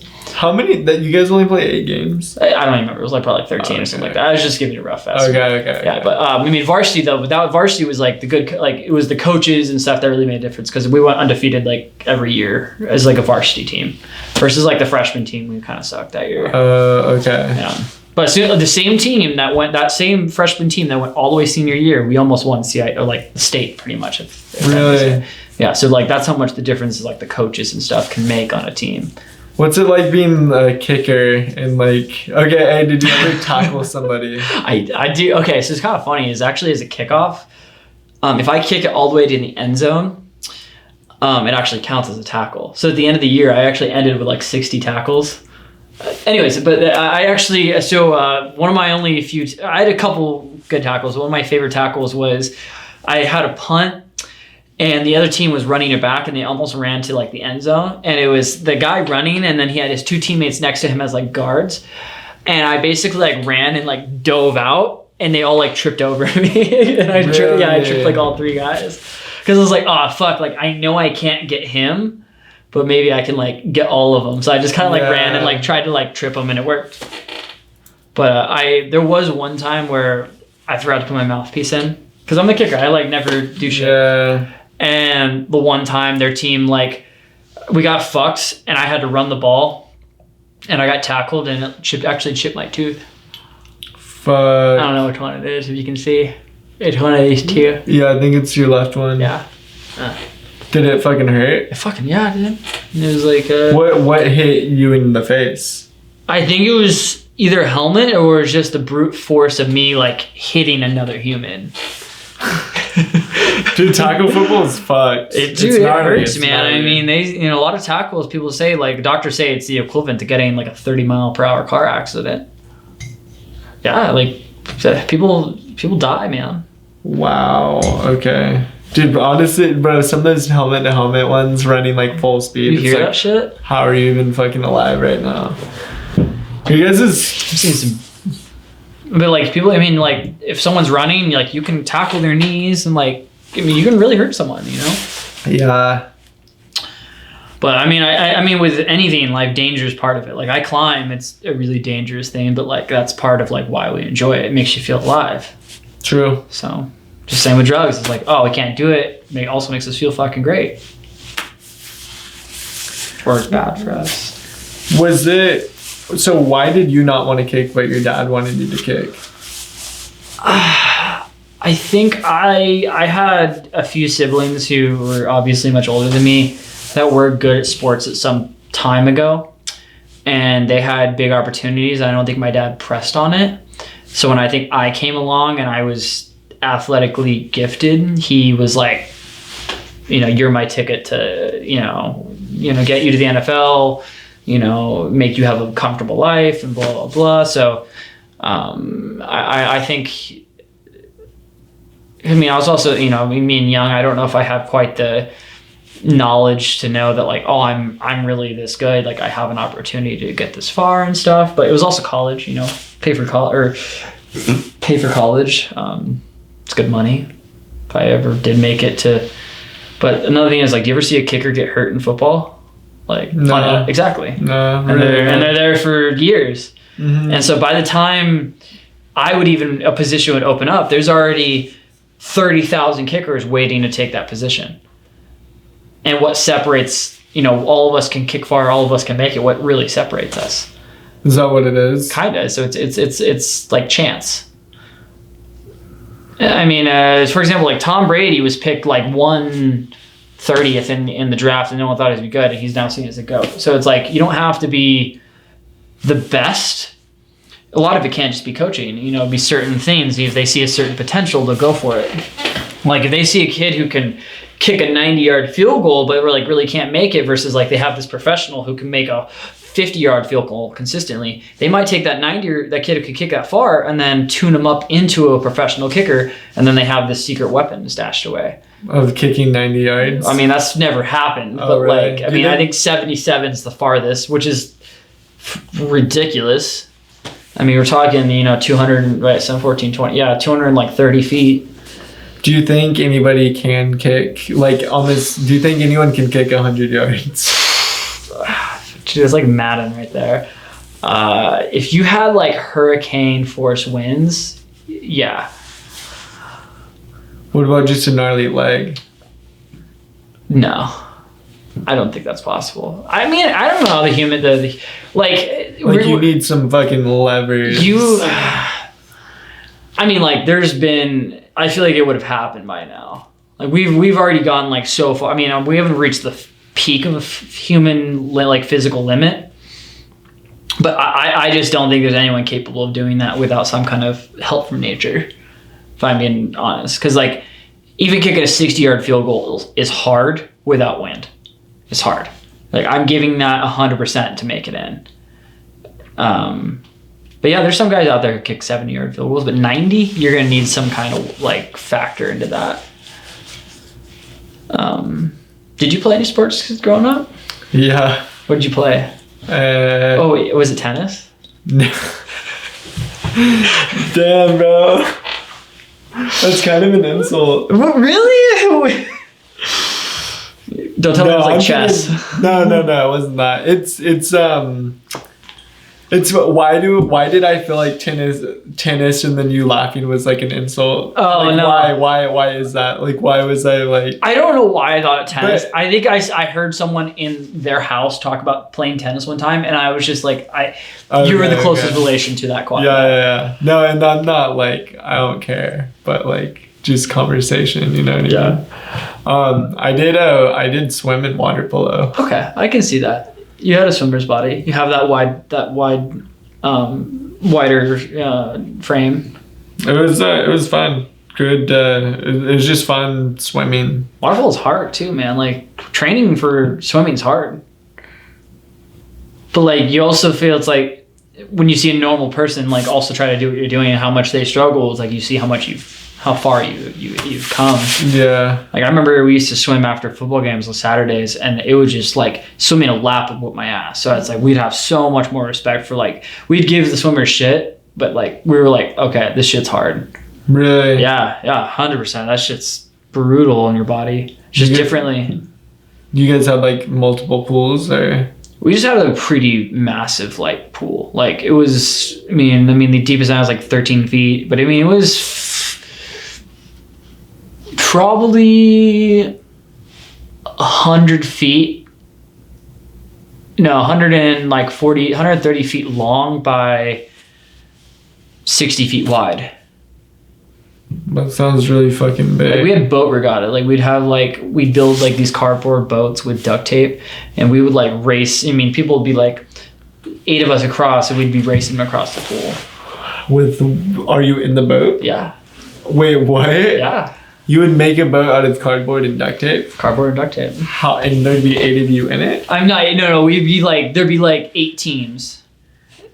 Damn. So it'd be like 2 people in each boat. How the fuck did you guys not sink the bitch? Well, ours sank the second round. We won the first round, and then it got soggy. But we named it Titanic, so it all worked out. Dang. How? This is you. I don't even know what year this is. I might have been racing this year. I was in a blue team. I wasn't here. That wasn't me. But like pretty big. So this is a big deal. Yeah, the whole school would show up. No, not the way, whole school, but like bro. a lot of people would show up. And you guys would swim across it. We'd race just one time across. We'd race, and then you make it to the next round, and then like other teams would race other teams. People are sinking. There's like 30 boats here, you know, and like people would spend like hundreds of dollars building these things. I mean, you What go through class like was this? 40. I mean, it depends on what class. Some people can just like enter, but like I did that for AP Physics. Wait, what? Yeah, so my AP Physics class, and then we would get extra credit if we won. And anybody can do it. Anyone can do it. It was like our class project. Like everyone kind of had like make a boat. Like you didn't have to participate, but you had to like make something. Got it. Okay. So even if you were not in the AP Physics class, you could still enter. Yeah. Okay. Yeah. So it was just like whatever. But typically people in those classes would like do better just because they had more an understanding of laws of dynamics and aerodynamics and stuff. Or it's not aerodynamics. That'd be wind. What is hydronaut? No. I don't know. I'm trying to think of fancy words and it's not coming to mind. Dude, what was your PE class like? Were you ever in PE? We didn't have PE. So I did.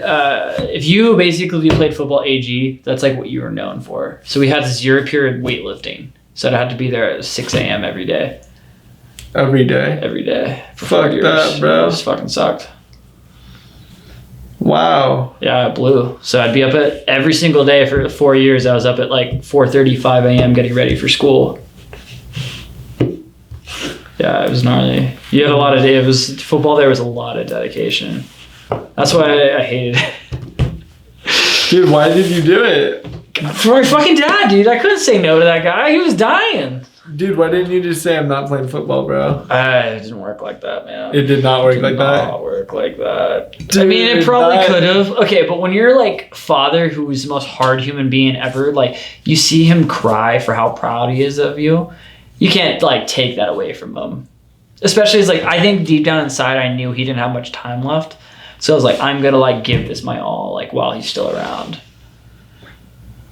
I mean, I enjoyed like, I obviously enjoyed like, everyone's going to enjoy the fame of shit. And like, I enjoyed like the recognition I was getting and stuff. But then again, I also like realized how it was affecting me and affecting how I was treating people and how the image of myself was changing. You were a fat douche. I wasn't a fat douche, but I also was like, my team they would also like, so I practiced on my own field by myself. I didn't have a coach. So I basically taught myself how to kick. I went to training camps and stuff like that to learn, and like I watched videos and get better and blah, blah, blah. But like I trained by myself, and I think my team, like they had to like be running all practice and, you know, be practicing hard. And like while the kicker is just like on his own field, like doing his thing. So I got kind of like, they would always be like joking, but when it's like everyone on the team and like everyone in the school is fucking with you, it's not just joking anymore. Then it becomes more like, it's like, okay, like every person I meet is saying something. It could be positive, it could be negative. But it's like you get enough of that negativity, it changes you. So like I went from like, I taught myself everything, and I kind of got this egotistical idea of like I could do anything that I put my mind to. And I think I had an energy around me that was more abrasive than it is now. And I had an ego. My ego was in the right place back then. So you had an ego and everybody was giving you shit for practicing on your own fields. Yeah, everyone was just giving me shit all the time. How did that fucking go down? When you I would basically be like, I'm fucking helping us win games, and I'm like really good at what I do. Like, and I think that's why they give me shit, is like they knew I'd be able to handle it, kind of thing. I don't know. I don't think it mattered. I think they'd always go like, oh, I'm joking, but I don't think they ever realized. I'm like, okay, like I get you're joking, but you didn't see the 100 other guys before you who were also joking. You know. So you were literally getting like bullied. Pretty much, yeah. Dang, man. So it was also like a big FU. So as soon as I got out of high school, I was just like, it was a good like restart, and I was able to kind of like, I never was able to focus on myself, and I was able to like focus on myself for the first time in my life. And then I got to see some like real big changes. Damn, that's probably why you hate people then. I don't want to say that's why I hate people. I think it's due to a lot of factors. It's not that I hate people. Like, humans can be amazing, beautiful creatures, but we can also... There's a quote that I think hits it better than I can. If you can't control your own emotions, you're forced to control other people's behavior. That's why the touchiest, most oversensitive, and easily upset must not be the one not set the standard for the rest of us.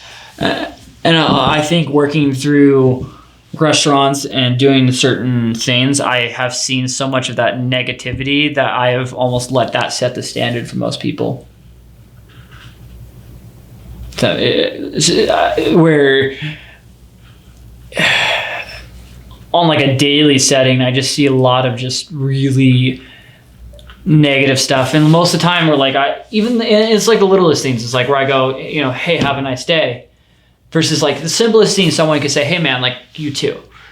And a lot of people will just, you know, most of the time they'll just walk out, won't say anything back, and I think a lot of the little things have faded throughout the years. I can't believe you worked in restaurants for that long, but like someone not saying goodbye to you on the way out, that kind of like damaged you a little bit. I think it's just over time. It's just like because I think it's so simple for someone to go, for example, like on my Snapchat story today, I talked about if you're ordering out food somewhere, go. You put this on your Snapchat. Yeah, I want to see your Snapchat. Okay, story. Show me your fucking Snapchat. Dude, I'll do it right fucking now. I had people text me and thank me for actually saying this, and most people that did say it, you know, had worked in the industry at some point. Dude, I gotta see this. Yeah, go for it. In today's day and age, it becomes. Oh shit. I think that in today's day and age, it becomes imperative that people remember this. But if you're ordering out somewhere, don't just as soon as they pick up go, hey, you know, I want this and this. Go, how's your day going? You know, good talking to you today. Be human. You know, we all want to feel that little bit of connection. That's true. You don't know how the last customer was just an asshole to them, and maybe you just going, hey man, how's your day today? Could make the biggest difference in the world. So please just remember to take that extra 2 seconds and just add that kindness in there. And the reason why I say that is because there's a couple places I call and I'll order food or order my coffee, and just me going, and they're busy, just me going like, hey, good morning, you know, how are you doing today? Versus, you know, and they know, is this Cole? They know just because I asked, and I go, how do you know me? They're like, because you're the only one asked. That's funny. And so it's like working in an industry, like it may sound like a joke to most people, like, because we don't get it. But when you say 100 times to me, you know, how was your day? Like, what do you know, like, you know, have a good night. And you only get, you know, thank you or you too 10% of the time, it affects you. Because when it's your job and you're doing 8 hours a day and you work in that industry, in that kind of place, it affects you. Every human interaction affects you.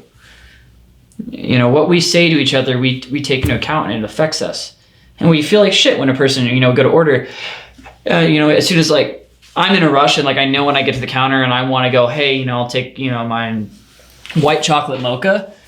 Just like the person, like I was ordering coffee just the other day. As soon as I got to line, the person in front of me, she just go, yeah, I'll get a dark coffee, blah blah, and they'll be paying them. And they're just treating them like almost a piece of equipment, just like an ordering form. Yeah. You know, instead of just, you know, going, like, all they want to see, and like coming from experience, just that person look me in the eyes and go, how are you today? It's just that little brief moment of like, because that person on the inside could just like, they could have, I mean, could have just lost their family member. Could be that person, the customer before them could have been an asshole. Yeah. So it's just, okay. I think those little things add up over time. And I think that's why those little things are so important. Is because the little things are what we see more than the big things. I feel like I almost expect everybody to, like,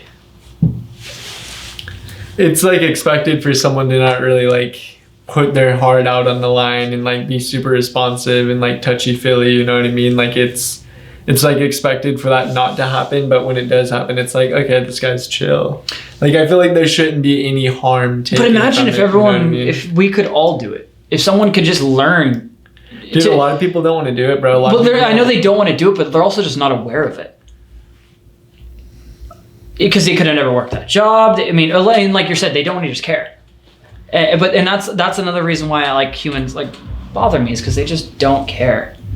They don't want to care. Like I was raised to not, basically never cause another man trouble. Like never make another person's life harder. You know, always try to make that person's life better. You know, if I was to walk out of that door and get shot in the head and die, I would at least want to leave here you feeling better. And the same thing. Like if I'm just ordering coffee, I'd at least allow my last experiences people go like, he was a nice human being. Versus like if I got shot and I was an asshole person, and I person be like, yeah, fuck him. Like I don't care. Like yeah, he deserved to do that.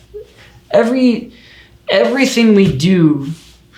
Inherently, like I believe our existence doesn't matter and blah, blah, blah. Like I've had that ego death and so on and so forth, but human kindness is a dying language, and we need to remember, we just need to become more, we need to become more aware. And I think a lot of it gets centered with how our egos and ourself.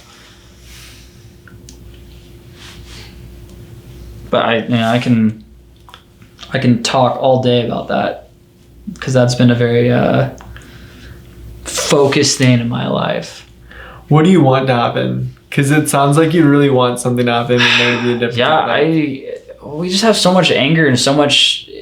Most people are unconscious and automatic. I mean, when it comes to politics, come to anything, as soon as we say something, people react. So if I say something, like as I'm talking to you now, you're most likely thinking of a response and how you're going to react. How you're going to react to me or continue the conversation, instead of most people just actually listening to what I'm saying, then taking a few seconds to think about it and then reciprocate. Most of the time, you can see it in relationships when a couple gets into an argument. They start talking and then you start yelling and you're saying shit that's been built up or whatever, but it's just coming out. And you're saying it in a way you don't want to say, and then a couple hours later you go, oh man, like I wish I didn't say that, or hey, I'm really sorry, like I wish I could take that back, and you guys are wrong. Versus, imagine if people could go, like let's say you and I are arguing, instead of me, you're telling me like, we don't hang out enough. And I go, no, dude, you're crazy. Like I just hung out with you the other day, like what does it matter? Because to you see a problem, to me, I don't. All I'm seeing is myself in that situation where I'm going, no, he's crazy, it doesn't matter. Versus me just taking that 2 seconds to step out of my body, put my ego aside, my sense of self, and go, where is he coming from? Okay, maybe the other day I could have gave him a little more attention, and then coming back into my body, going, hey, you're right. In the future, I will try to be better and more aware of my actions, and when I'm around you, and I can be more attentive to you. So instead of fighting for 2 hours, I stopped that conversation in 2 minutes. You think people fight 2 hours for stuff like that? Yeah, you got into an argument with a girlfriend, you argue for hours, bro. I mean, every time my girlfriend and I get into an argument, we can talk 2 hours at a time. Instead of, and a lot of it is our egos clashing. Something inside of us is telling us it's wrong, or we're hurt, or whatever that person's saying is affecting us, or they're in a negative way.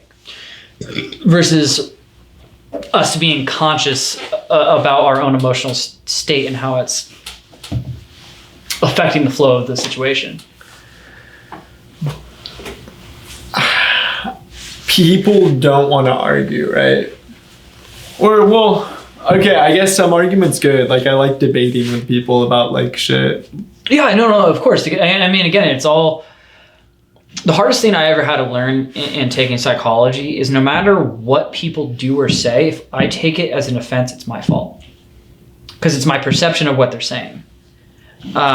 Perception is, for example, let's say you had a great ass day, and I come over and I'm like, dude, you know, I call you an asshole, and I like mean it. And you go like, you had a great day, like fuck it, like Cole's opinion doesn't matter. Let's say you had a really shitty day, or you know, your boss is saying stuff, people are saying stuff, and I come home and I say something, hey, you're an asshole, and you finally snap. It's your perception of and your emotional status that handles that situation. It's not necessarily you as a person, but your emotions. And we actually call that EH, or an emotional hijacking, where someone can manipulate you based off of your emotional status. So it changes status to status, but it's just being aware. It's just like, again, it's just having awareness. Like if someone does say something, I can go, hey, that pissed me off, but I'm not gonna I'm in a bad mood, so I'm not gonna do that, versus me like, you know, fuck you, and like, well, I'm an asshole, you're an asshole, and stuff like that. So it's all with our perception and how we interpret things. You know, and it's a really hard concept to grasp. It really is, and it's probably the hardest thing to work on. There's a book called The 4 Levels Agreement, and one of the main agreements is don't take things personally. And it's one of the hardest things I've ever tried to continue to struggle with. So you're saying you've kind of you've worked your way up to being better at not getting into arguments and not wasting a lot of time fighting? Like, did you used to do that a lot? Yeah, I don't. A lot of people don't even, when I talk about ego, they don't even know what I'm. People need to. I think people should train their minds as much as they train their bodies. People that go to the gym should be reading psychology books, knowing about how they tick and how their emotions work, because this matters just as much as this. True. You know, and for people, exactly. And so for people that don't study this and don't understand how this works, you're a fool. Because you could help so much of your life just by coming to be more understanding of your own self. And by in turn understanding yourself, you're going to understand the people around you more. You know? Yeah, I feel like me in particular, I feel like I've not been a good human lately. I feel like I need to be happier in other people's lives and have way more positivity, and I feel like I've been lacking on both those, you know what I mean? But I know I need to be a good friend and call people and text people and frequently reach out and see how they're doing. Pretty much kind of what you were saying earlier, but except this is a little different. This is more of you being the one reaching out and just making sure everyone's good and shit. I feel like I've not been doing that lately, and I feel like I haven't been kicking with a lot of people that I think that's character. You know what I mean? I feel like I've been a shithead character, bro, and I feel like I need to be a lot more chiller, and I've not. I feel like I've been a fucking prick. Dude, we're not perfect, bro. But I also believe that we can learn from any situations, and we need to, especially as humanity, we need to take a few steps backwards in order to make a big leap forward. So it's regardless of where we are, it's even if you're rock bottom, you only have up to go. So it's even if you're noticing this stuff, it's you just know, the first step in solving any problem is realizing there is one. And it's just we're not perfect humans. We're all going to fuck up, but we can all learn. That's what we're here to do, is learn and get better. I believe we can get better every day. But why become, I'm not, at least me personally, it's hard for me to stand still. It's hard for me to just be comfortable where I'm at. I'm always trying to get better in some sort of way. It might be an ego, it might be a pride thing, but it's just I think the world is our oyster, and we make it what we want to make it. But you noticing that's the first way, and just being you still reach out, you're still doing that, you're still pushing yourself, and that's what matters. May not be how everyone else is pushing yourself, but you're still pushing yourself in ways that I believe matter. And do matter, which is just, even if I don't want to text my buddy, I'm doing it anyways. Because it's love, it's character, it's, how you feel towards that person. Yeah, it's,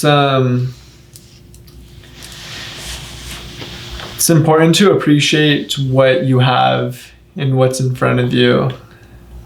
You know, in what situation you're in. Like, you shouldn't be complaining all the time. Like, you should really be like, dude, at least I'm alive right now with a roof over my head and like food to eat, and like at least I know a few friends and there's like some sort of love. You know what I mean? Like, that's so important to be able to appreciate like the moment, the situation you're in. I couldn't agree more, man. My favorite quote is tomorrow's history. Oh, man, yeah, no. Oh yeah, yesterday's history, tomorrow's a mystery, but today is a gift. That's why they call it the present. Okay, I've heard that before, and I was like, shit, that shit's good. But it's just like, oh, like, you know, we only have now. It's like, if I die 5 minutes from now, it's like, I'm only worrying about, you know, something ever. It's just like, I have so much to enjoy in this moment. Like, yeah. And the only and it's funny is like most situations, the only thing that holds us back is up here. Yeah. So it's like, if you can't learn to control this, how do you expect to really get anywhere in life? It's like, you can have $1 million, you can get that job, but if you don't know how to control this and you're still unhappy and you're still losing control and shit, like, where are you at, man? Because like, you can control this and be a much happier person without, be much more less materialistic. The more I've destroyed my ego and my sense of self and like things less attachment I've had to things, more detached I've become, the happier I've become. Because there's less shit I have to worry about or have to believe I need or possess to be happy. I had to come to a realization. It's like, if I believe that I need anything specific to be happy, I'm a fool. Versus just being happy. I mean, obviously there are things that can make me more happy. It's like, like I can drink this beer by myself and be happy, or I can drink with friends and be even more happy. But it's control. It's control situation. It's like, I could also have the same idea of like drinking this beer by myself and be completely depressed. But it's my perception of the situation that really changes that. True. And I can affect it differently by adding in certain variables like friends or fucking a tissue and some lotion, man. I mean, they all go hand in hand. Maybe not in that situation, but. Right when you said hand, I was like, something's gonna happen right now. Do you want to have like kids in a family? Oh yeah. Would you marry Lex? Yeah. Really? I would, but I also think we both have a lot more to grow before that happens as a more of emotional control. I mean, she's the nicest human being. She's nice. And I was like, people was like, you may, it's like, I love, like, I was like, you judge a dessert based off of how it looks versus like, it could be the best dessert in the world. But like, it could look like mud. It could look like mud. It's just like our perceptions of so many things. And when it comes to relationships, I've looked much more like as a person's quality and character versus anything else. And that's why I've been more attracted to her. She's just become such a, not only positive influence, but just like seeing her as just seeing her be nice to people makes me happy. You know, and that's a positive vibe to be around, I feel like. But in terms of getting married now, fuck, man. I do want kids, like, really badly, but also, like, I don't know if I want to bring them into this world, like, right now. Yeah. But, yeah, I've always wanted to be a dad. I think that'll be a fun time. I mean, everyone thinks they're going to be the best father. Everyone thinks you'd be the best No, I say everyone always thinks they'll be, like, the best father and everything. It's like, no, I'd love to have a kid and love and, have a family, and like everyone wants that. Well, not everyone wants that, but at least it sounds nice to me. I love kids and, just raising a miniature you could be pretty cool, Time consuming. Very, very time consuming. Own a pet first. Get good with pets before you have a kid. But it's a lot of responsibility. They're very smart. They're not like dogs. They're not like dogs. Dogs are very loyal and very smart as well. But cats are assholes. They're much more sarcastic. Privileged, I'd say. Okay. I mean, at one point in ancient Egypt, they were viewed as gods. Cats? Yeah. Dude, okay, honestly though, cats are kind of beautiful creatures. And I'm not just house cats, but like a fucking Like, what are those things called? Like a sphinx or something? Yeah, no, sphinx are beautiful. Or like man. a fucking cheetah, bro. Cheetah are gorgeous, dude. A leopard. Leopards are gnarly, man. They got those things are scary. They actually kill their prey by crushing their skulls with their teeth. That's how powerful their jaws are. They're the only jungle cat. They're the only cat that does that. Most cats go for the jugular. They can actually sense your jugular with their teeth and then go for it. So they'll bite. They can sense it with their teeth, and then they can move and attack the jugular specifically. Their teeth are that sensitive. Sense your heartbeat through your jugular and in their teeth. Wow. Okay. Yeah. So when it comes to like natural killers, like those things are like natural killers. Like they know how to kill an animal professionally. When you just want one right here to like play with a little bit. Fuck yeah, dude. But I also know like it's a wild animal. Like it could turn on me. Yeah. I don't know. It's just when we talk about animals, I especially people own them. Same with mushrooms. Same with anything. Be informed. Just know what you're doing before you get into it. Like really know what you need to do. Don't just like look up 20 minutes on YouTube video like how to raise an animal and be like, okay, I'm fucking ready. And because my parents taught me that like how to feed it and do water. Like no, we've learned so much more about animals, especially house cats and dogs in the last 10 years, 20 years than most of human history. So I want the animals to get the best treatment, but I also want people to be able to learn how to treat those animals the best. Because I've seen a lot of, the dogs, for example, have the intelligence of a 3-year-old. It's like they know they have an understanding. They're not like a genius, but they have an understanding. Some dogs are obviously smarter than others. Some 3-year-olds are smarter than other 3-year-olds. Do you think there are some animals that are gnarlier than 3-year-olds? Oh yeah, dude, like a dolphin? Are they like 10-year-olds? Blackbirds just got they just got classified, what is the classification, but they have a higher, basically classified under higher intelligence animals like humans and dolphins, if not even smarter. Blackbirds. They can remember things. They can, on a situational basis, they can solve puzzles and then they've done things where they can change the puzzle up and they have memory and know like what works and what doesn't. For example, I remember watching a bird blackbird outside my dad's house take a piece of stale bread, fly 10 feet over to the water, and then dip it in and eat it because it was easier to eat when not stale. Yeah. That's smart. That's smart as fuck. There was a finch just recently that got able to classify. It can understand 50 different birds in its flock. So it can differentiate, like how we can tell like someone by their voice. Those birds can tell them by in their own flock, at up to 50 different birds. They can tell like who's who, like what person's what bird's what bird. That's Tony. That's Tony. There's Mark over there. Oh, there's J-Lo over there. What? So it's like, I think it's just because just recently we've had the ability to like the technology to be able to even study an animal that far. So who knows what's even smarter out there? Yeah, that is really gnarly. Do you think an animal will ever be able to solve like a Rubik's Cube?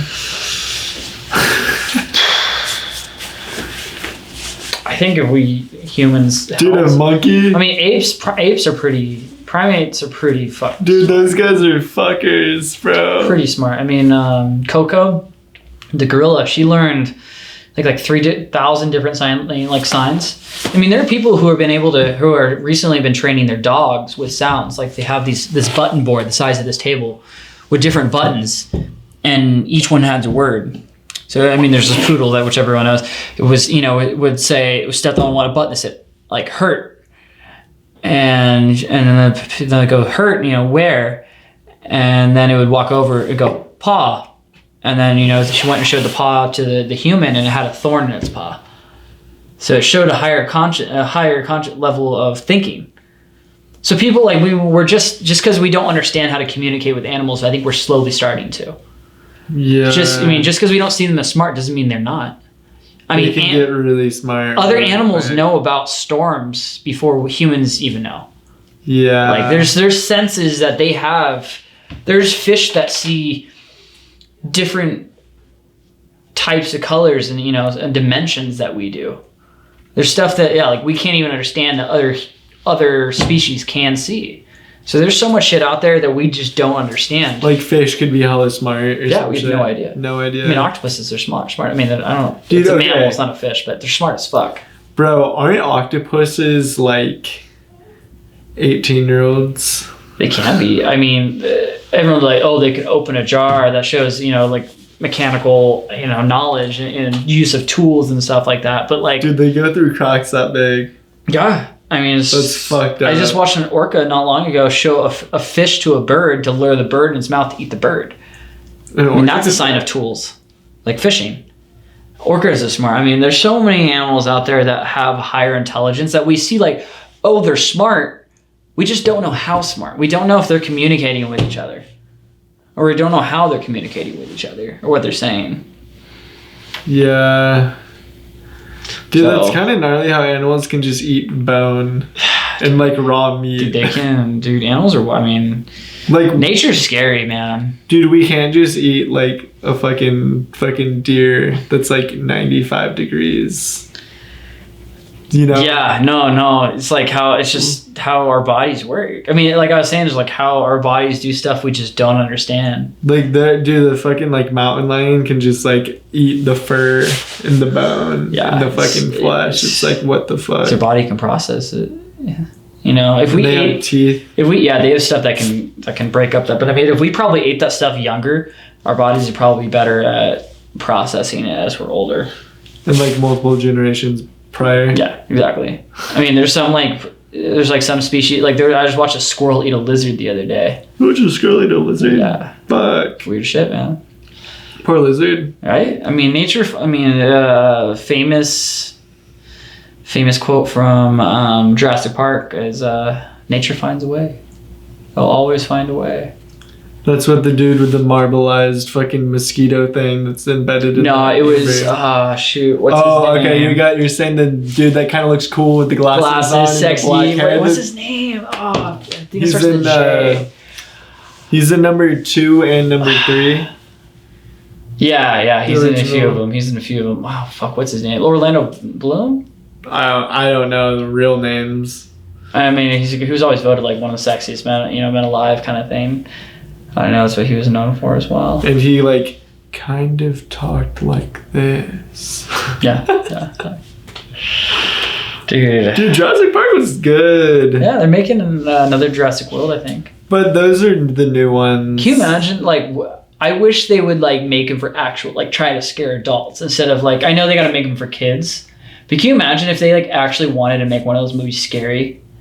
How much more fucking terrifying it would be? And they should have the humans trying to kill each other. Because yeah, obvious, but real nature is unforgiving. Yeah. It's scary versus what they're doing is much more portrayed so a kid can watch it. And the good guys win. Yeah, it's gonna be scary And and they stuff. tame the velociraptor and Exactly. there's yeah, okay, I see. But if they were wild animals broke loose, everyone's gonna get eaten kind of thing. It's probably gonna be more like that. You don't fuck with video games that much, huh? Well, I love video games. You man. like video games? Yeah, What I almost video was a games? professional video game player when I was 16. What video game? COD. Oh, okay. I think we've had this conversation Yeah. before. I'm not as versed on I don't like the bit. I've never was a huge nerd, but I've liked the biggest spectrum of games where I can play anything, have fun. I was more first person shooters and stuff like that. But yeah, I love video games. I mean, they've been proven to be good for humans, and more people are getting into them. And I mean, they're even using video game technology and stuff like The Mandalorian, that new show. Yeah, they need to fix some shit with video games right now. Yeah, what are you playing? Nah, there's just a skill-based matchmaking in Oh, is that what That's you're the only talking- thing that I wanted to say. Why is that been bothering you or what? Dude, it's just there's no such thing as casual lobbies anymore, which is what everybody wants. Everybody wants casual lobbies where you jump in and there's one or two really good guys and then like multiple medium guys and then like multiple noobs. You know what I mean? It's So way what do you- more fair. So what do you think it's more like? Just like everyone's a pro kind of thing? Everyone is your skill level. It's like playing against a bunch of yous. Exactly. You know what I mean? You also gotta remember, like, the average player is much better than the old days. No, that's entirely true, but there's also a ton of people that are at their homie's house on a Saturday night pre-gaming and they haven't played COD and they're like, all right guys, like we're waiting for 2 people to shower, then to fire up the game, and there's gonna be like, you don't find those people in your lobbies anymore that don't even Yeah, wanna but there's fucking also play the so game. many more like people playing that it's just like I feel like the shitty people like those guys are being put. Are those shitty guys on me? I mean, not every out of the how many players in a COD map now? 150 in the Warzone. In a Warzone, yeah, it's like 150. 150. So out of those 150, 50 of those guys are really good. Let's say You get matched up against people who are you, and they weren't that good at the game. Like, no disrespect, Chris or Ashton, but like, you know what I mean? I do agree because There's more balance. it has changed. It has definitely changed. But I also, I mean, I feel like people. Sorry, I'm looking for. I feel like people weren't played as many games back in the day versus now when they're more popular. So you got more like a different group of people online who like also probably had to adapt to the better players and get good quick. But also the skill based matching is like it's also hard to understand like who's better than who. Because I mean, like I've had some games where I fuck around and I have like a 1 KD, and I have games where I'm like trying hard and I got like a 2.5 or something like that. So it's like, what's the average? Like who are they kind of just throwing in with each other? Because like, is it random? You think, or do you think it's more like? Back then? Do you think it's more random now, or do you think they'd have to like? No, it's skill-based matchmaking super heavy right now. And it's been like this I know it's been for a while. well, no, not even, dude, like, it got really gnarly last COD in Modern Warfare, and then it's still in this COD. I do remember I used to get like 50, 60, 70 kill games, and now it's like 20, 30, like 20 to 35 is like a good game. It's just shitty, bro. It's shitty, man. Because I used to love to just jump on COD and just like play. But do you play a certain way? Like, do you have I mean, I was always a quick scoper. Like, that was always like how I played. I didn't fuck with I actually played Call of Duty. Did you? Or no, like, I sound shitty saying that because quick scoping, you can be fucking really gnarly at quick scoping and be better than people with guns. That's why I did it for. Continue. Oh, no. No, I was gonna say I started quick scope at a young age, and after doing it for 10 years, like I can hop on an average game and like be good at it. Yeah. Because it's typically a one hit. Like all I have to do is like make sure I hit them. Yeah. No, you can get. There's some people that are just so good at it. It's like, what the fuck? They're professionals. Exactly. That's my other thing is like people are getting paid to play games now. So like there wasn't as many. I mean, people have been getting paid for a while, but like now it's like like you can make a living. Like go on YouTube, get a Twitch, whatever you need to do to make, like you can make a living now. So people are like, I have to get good in order to like stream. Or you can be funny, but obviously it's probably easier to get better in a game than it is for this person to be funny. Dude, earlier we were talking about psychotherapy. We're going back. Who gets to be a psychotherapist? Like there have been certain colleges that have had psychedelic research backgrounds where you can go and be like, I am you can get a degree in psychotherapy and stuff like that. I mean, I think it comes with experience. Like there are some people who have done like thousands of trips, and they can do one every day. It's not like they're doing them too, so it's not like they have to, but they're much more suited to do it. So I mean, I think you have to have a background in psychology, of course. But I mean, a lot of it is just like you also have to have experience with the drug. So I think any therapist with a background in like how mushrooms work and like the stuff behind them, because as soon like Elon Musk said, he's like, well, like a lot of stuff is hard, but like once you figure out how to do it, it becomes easy. And he's like, because like once we know how to do something, we know how to do it. and then someone else adds something on. They're like, oh, they learned how to do this. We add on, we pile it on, we get better and better and better. And I think with psychotherapy, it's like we've just like learned more and more how these drugs affect us, and then we learn more how to control them to help affect us better. That makes sense. I don't know, we're still learning, man. It's still a newer science.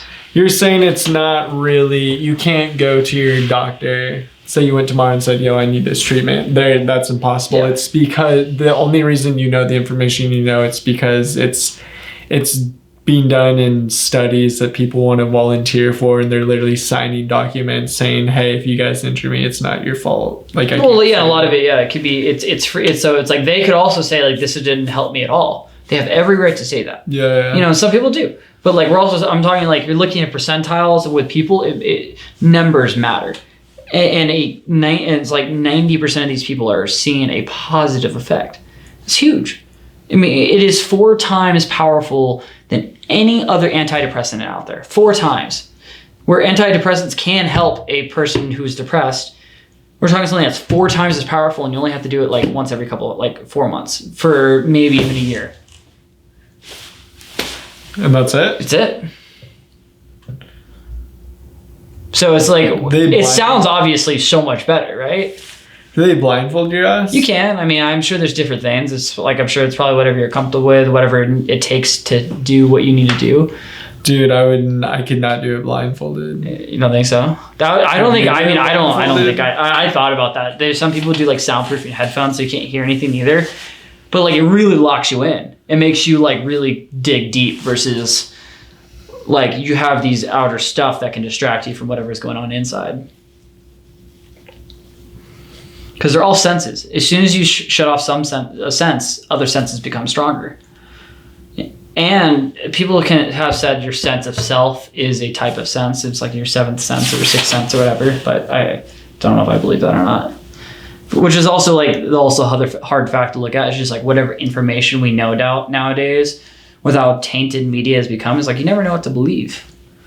And like what's 100% true anymore. But I do believe, and like I've seen not only personal experience, but like people around me I've seen drastically change from this drug. You know, and under the influence of psychotherapy, it's just huge how it can direct you. It's a guide. You know how you said, Maria, who said sometimes all you need is a finger point. Same thing. Yeah, I see it. Same thing, man. And you think they're talking you through this, or they like? I don't know 100%. You'd probably have to like look up a video on it. But from what I know is, yeah, like typically when you get a guide, it's like they could be holding your hand, just letting you know someone's there. You're connected. You're comfortable. But it is a guiding experience to lead you on to a, like I always say, like every trip's a journey. Like, you know, like literally, like it's like those, 4 to 6 hours or like 6 to 8 hours is like, it's a journey. Like I'm just like, you come out, 6 hour time, same as like a drive from here to Yosemite, you can become a different person. With 5 grams. 5 grams. I mean, something as light as that can change your life that drastically. In a matter of 6 hours. It's just ridiculous. Years of therapy summed up in 6 hours. You literally go into a different place. Yeah. Wow. I mean, do you know, like when we had marijuana, like before it was legalized, it was good, and then as soon as they legalized it, it started getting like stronger and stronger and stronger because they started like learning how to like make it better now that it was legal. Like I think the same thing with mushrooms. It's like as soon as we start like really looking at it more, and it gets more money, more research, more like millions of people are doing the testing versus thousands. We're probably going to learn how to control it and how to like isolate certain components of it more. Breed it. Exactly. Yeah. So there's going to be different, like, I guarantee there's going to be like different shit coming. They're probably going to be able to isolate it for like certain things in the next 10 years. I mean, 10 years ago, this wasn't even an idea. The idea of these becoming legal 10 years ago wasn't even on the chart, or even 5 years ago for that matter. So like we've come a long way. I mean, legalizing weed was huge. I mean, it just got federally legal too. Well, no, it didn't. It has to go. It has to get the vote in the Senate for.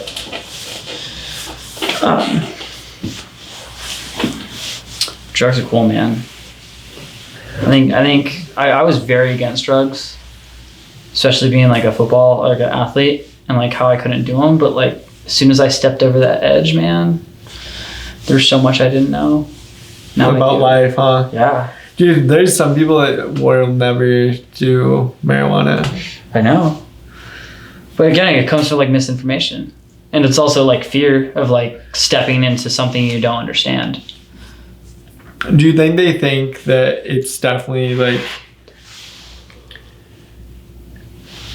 do you think these people are like, dude, it probably is mind altering a little bit?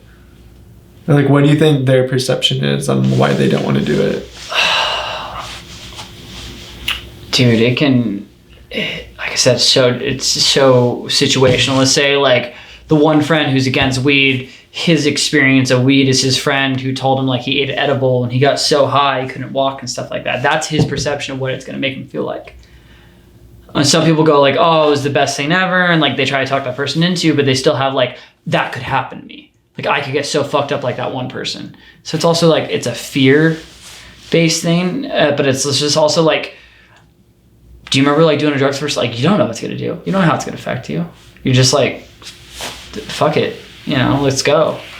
But it takes a lot for a person to get from like A to B, and go from and make the actual decision of doing it. But I think everyone should try something. It's like, even if you get high, it's like, it's going to affect you for even a couple hours, but it's not going to like ruin your life. You're not going to overdose. You're not going to do anything like that. So like, what's wrong with it? I mean, drinking is worse for you than smoking weed is.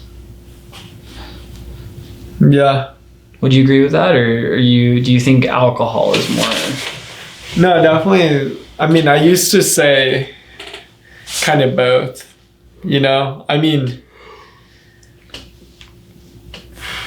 it's definitely a tough call. I mean, definitely like in terms of health immediately, just raw health immediately, yes, alcohol is 1000% worse for you just because it's literally like damaging just how your body like filters it, and it just does shit to your brain, and just like there's all these other side effects that come with like long-term alcohol abuse. That's for sure like been way gnarlier than like smoking weed, I feel like. And I'm not even going to include in the conversation like lung damage from weed. I'm not even gonna be that, like I'm not even gonna be that person. We all know, you know what I mean? Yeah. But with weed, definitely, I've seen people, including myself too, smoke a fair amount of it and kind of change into a different person. And sometimes it's like, fuck, like I wish they didn't smoke as hard so quick. You know what I mean? Because with alcohol, it's like, dude, wake up, you fucking drunk, hungover piece of shit, like let's go do something. But with weed, it's like, but you're not like never gonna have a hangover from like getting too high. True. Like you're just gonna be high. True. The hangover from being high is being high. Actually, dude, I've been hungover from weed. How do you? Okay, it wasn't a drunk hungover, but it was like I was lacking like serotonin and dopamine. Yeah, because I got so high off edibles and I woke up just brain shot. Your brain's just like, oh. And I was sad. I was like, dude, this sucks. Yeah. And I slept on the beach with Hunter for like 4 hours. Dude, what was your first time getting high? Being like, dude, in Montana de Oro, junior year, summer, going into my senior year in high school. We already got a good basis for this story. Bro, and just with the fucking G'est motherfuckers ever. Dude, you know what? It might have been senior year, because the thing is, we did it with a bunch of foreign exchange students, and there's no way we would have met them yet. Because I know it was senior year, I want to say. No, it was junior year. It was junior year. Yeah, no, I was right originally. Senior year going into junior year. We did the junior year, like school year, right? And then some of the foreign exchange students were like still here. And then they were here for like half of summer, and then I think we hit it like MDO, like summer, like June or some shit, like school just finished up or something. And then there was just all the right people. Fucking Evan was there. We were all just fucking burning. What was it? Was it a joint or was it? a pipe? I want to say a joint. Okay. I want to say a joint. Gotcha. And it was just fucking old dummy lit, bro. Just so like the squad of people. It was like just best friends. Dude, I wish my first time was as extravagant as that was. What was your first time? Fuck, dude, it was Don Lugo tournament in baseball my sophomore year in high school. And I was super against weed and everything, but I had just gotten my heart broken. So I was just like, I need something, you know, like, and so my buddy, Dirt, or Morgan as I call him, him and his family like grew weed at the time. And I remember he brought edibles. He brought fudge in a container or in a tray about yay big. I had a piece probably like yay big of fudge, and his was a little bit bigger, you know, just a little quarter bigger than mine, out of this square. I mean, this shit was like green. It was like chocolate, like fudge, but it was like, it had a green hue to it. Is that weed potent? It was smelled like it. He's like, just like put it in your mouth and chew and swallow. And I was just like, fuck it. So I chew it, swallowed it. We go to, we had baseball games that day. We go to team dinner and we all have pizza together. So we all have pizza together. And as soon as I eat the pizza, it's like I hit a wall of heat. Like I just like got stopped in time. Like everything I was moving, and it was like a warm liquid, it felt like. And I remember looking over at Morgan like this and just, he was cross over there and he was bloodshot red. Like it just hit him too. I couldn't even like get in the car. I went back to the hotel room, went to the hot tub. I thought it was 30 minutes. I was there for 2 hours. And I kept holding onto the pole, like going into like down the stairs, like sliding down it, thinking I was gonna drown because I was so like I was just like dying. It felt like had to throw up even before I got to my room, just to like make it to my room. Get upstairs, get into bed. It's 8 o'clock at night. We wake up at noon the next day to our. Before that, I remember getting back to your room asking Morgan, I was like, dude, like, he's like, yeah, I've never been this high. He's like, I'm sorry. Like, I'm so sorry. Cause he knew it was my first time and he was like a stoner. So for him being that high, he was like, I don't even know what my dad put in these things. It turns out we found out like a month after this that his dad put like a pound of reefer in there. It was supposed to be like a month long of edibles. And we ate like half of them in a night. Are you serious? Yeah. Yeah, so dude, what? Yeah, I got really fucked up. Like I have never even been close to that fucked up, even by alcohol, to this day. Like I was anyways, woke up like noon the next day, like telling our like I was like, go away. Like we thought it was like early in the morning, and they're like, guys, we have a game in like 30 minutes. Like we need to go. He was like pretty sober because he was been smoking before. He was still really high. He tells me to remember that game, but I remember like just sitting on the bench the whole game, just like not moving. And then we drove home from LA after that. I don't remember the drive home. I don't even remember sleeping that night. I remember waking up the next day and just like being home. Did you play in the game? No, I pitched. I was a pitcher and I pitched the day before, so I wasn't gonna play that day. So I was just chilling. I was just like literally like this the whole time. Fuck. Yeah, it was a great experience though. I don't regret it. Damn. So you were baked out? I was baked for like almost 3 days. Jeez. Yeah, I woke up day 3 like finally like sober. Were you eating food and shit? Yeah. I remember eating. I ate a whole box of Krispy Kreme donuts. And I remember people were like, I didn't even know what was being high. And I'm like, I don't even know if I'm high. And they're like, are you eating just to eat or are you eating because you're hungry? And I like looked down, the box was like gone. I was just like, I don't even remember. I wasn't even hungry. Yeah. Damn. Okay. It was a very memorable first high. Being drunk for the first time. What was that like for you? Or wait, you're more of a drinker than you are a smoker? Not lately. Not lately? You say it's pretty like... I take turns. Do you? I take turns. Okay. But yeah, I do like drinking. It's fun. It's way more rowdy and like gets people involved. Like if you like...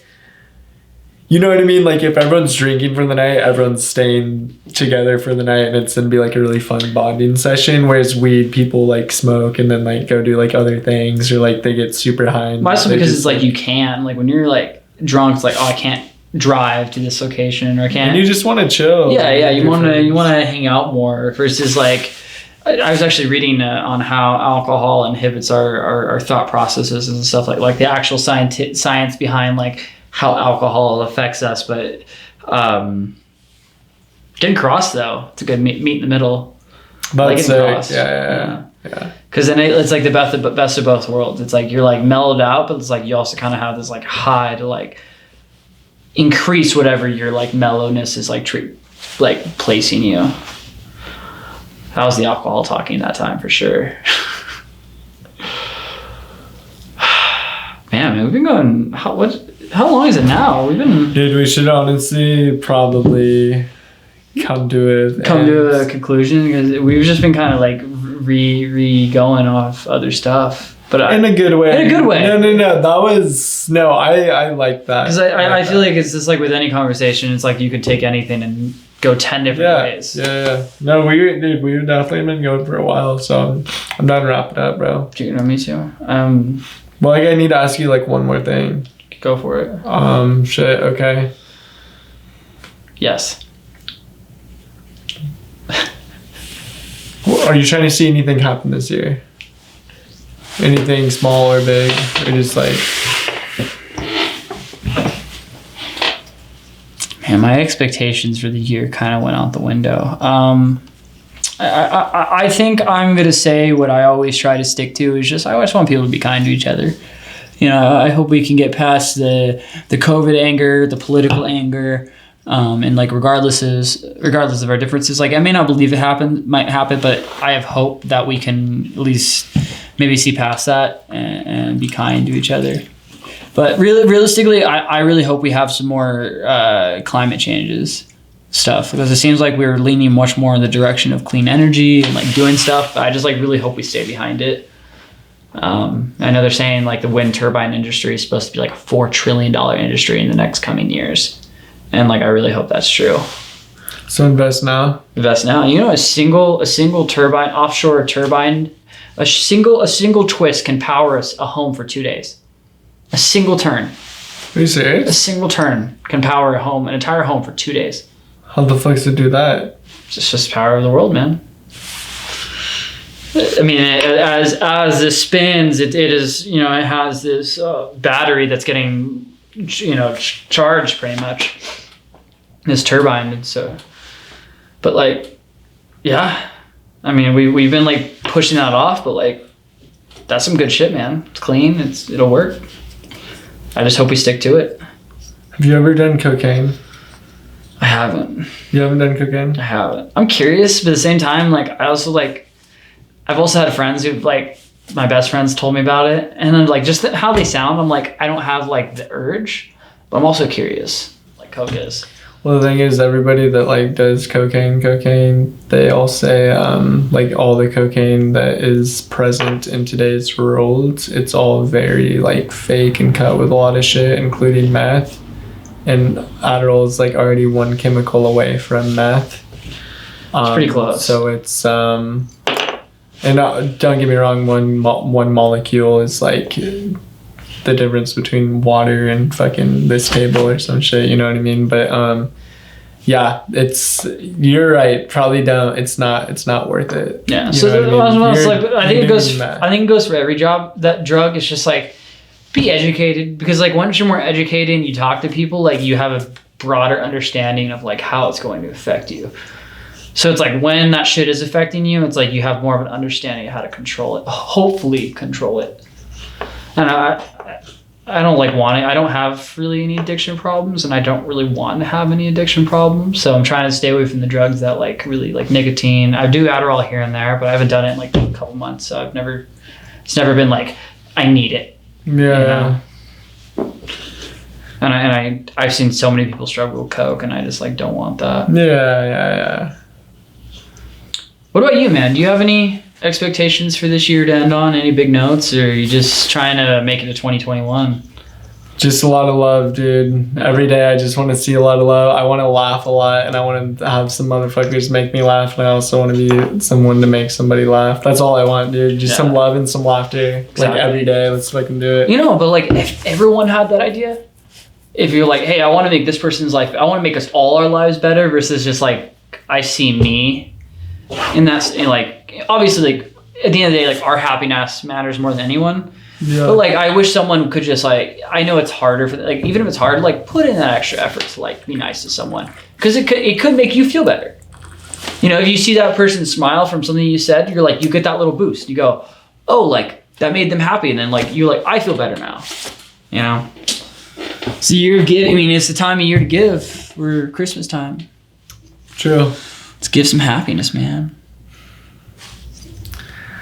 All right, you guys heard it from Cole first, bro. Thanks for coming on. We've been talking a while. We've been talking a fucking minute, man. Did it feel good to like just talk to somebody? Yeah, I like forgot the camera was there most of the time. Really? Yeah.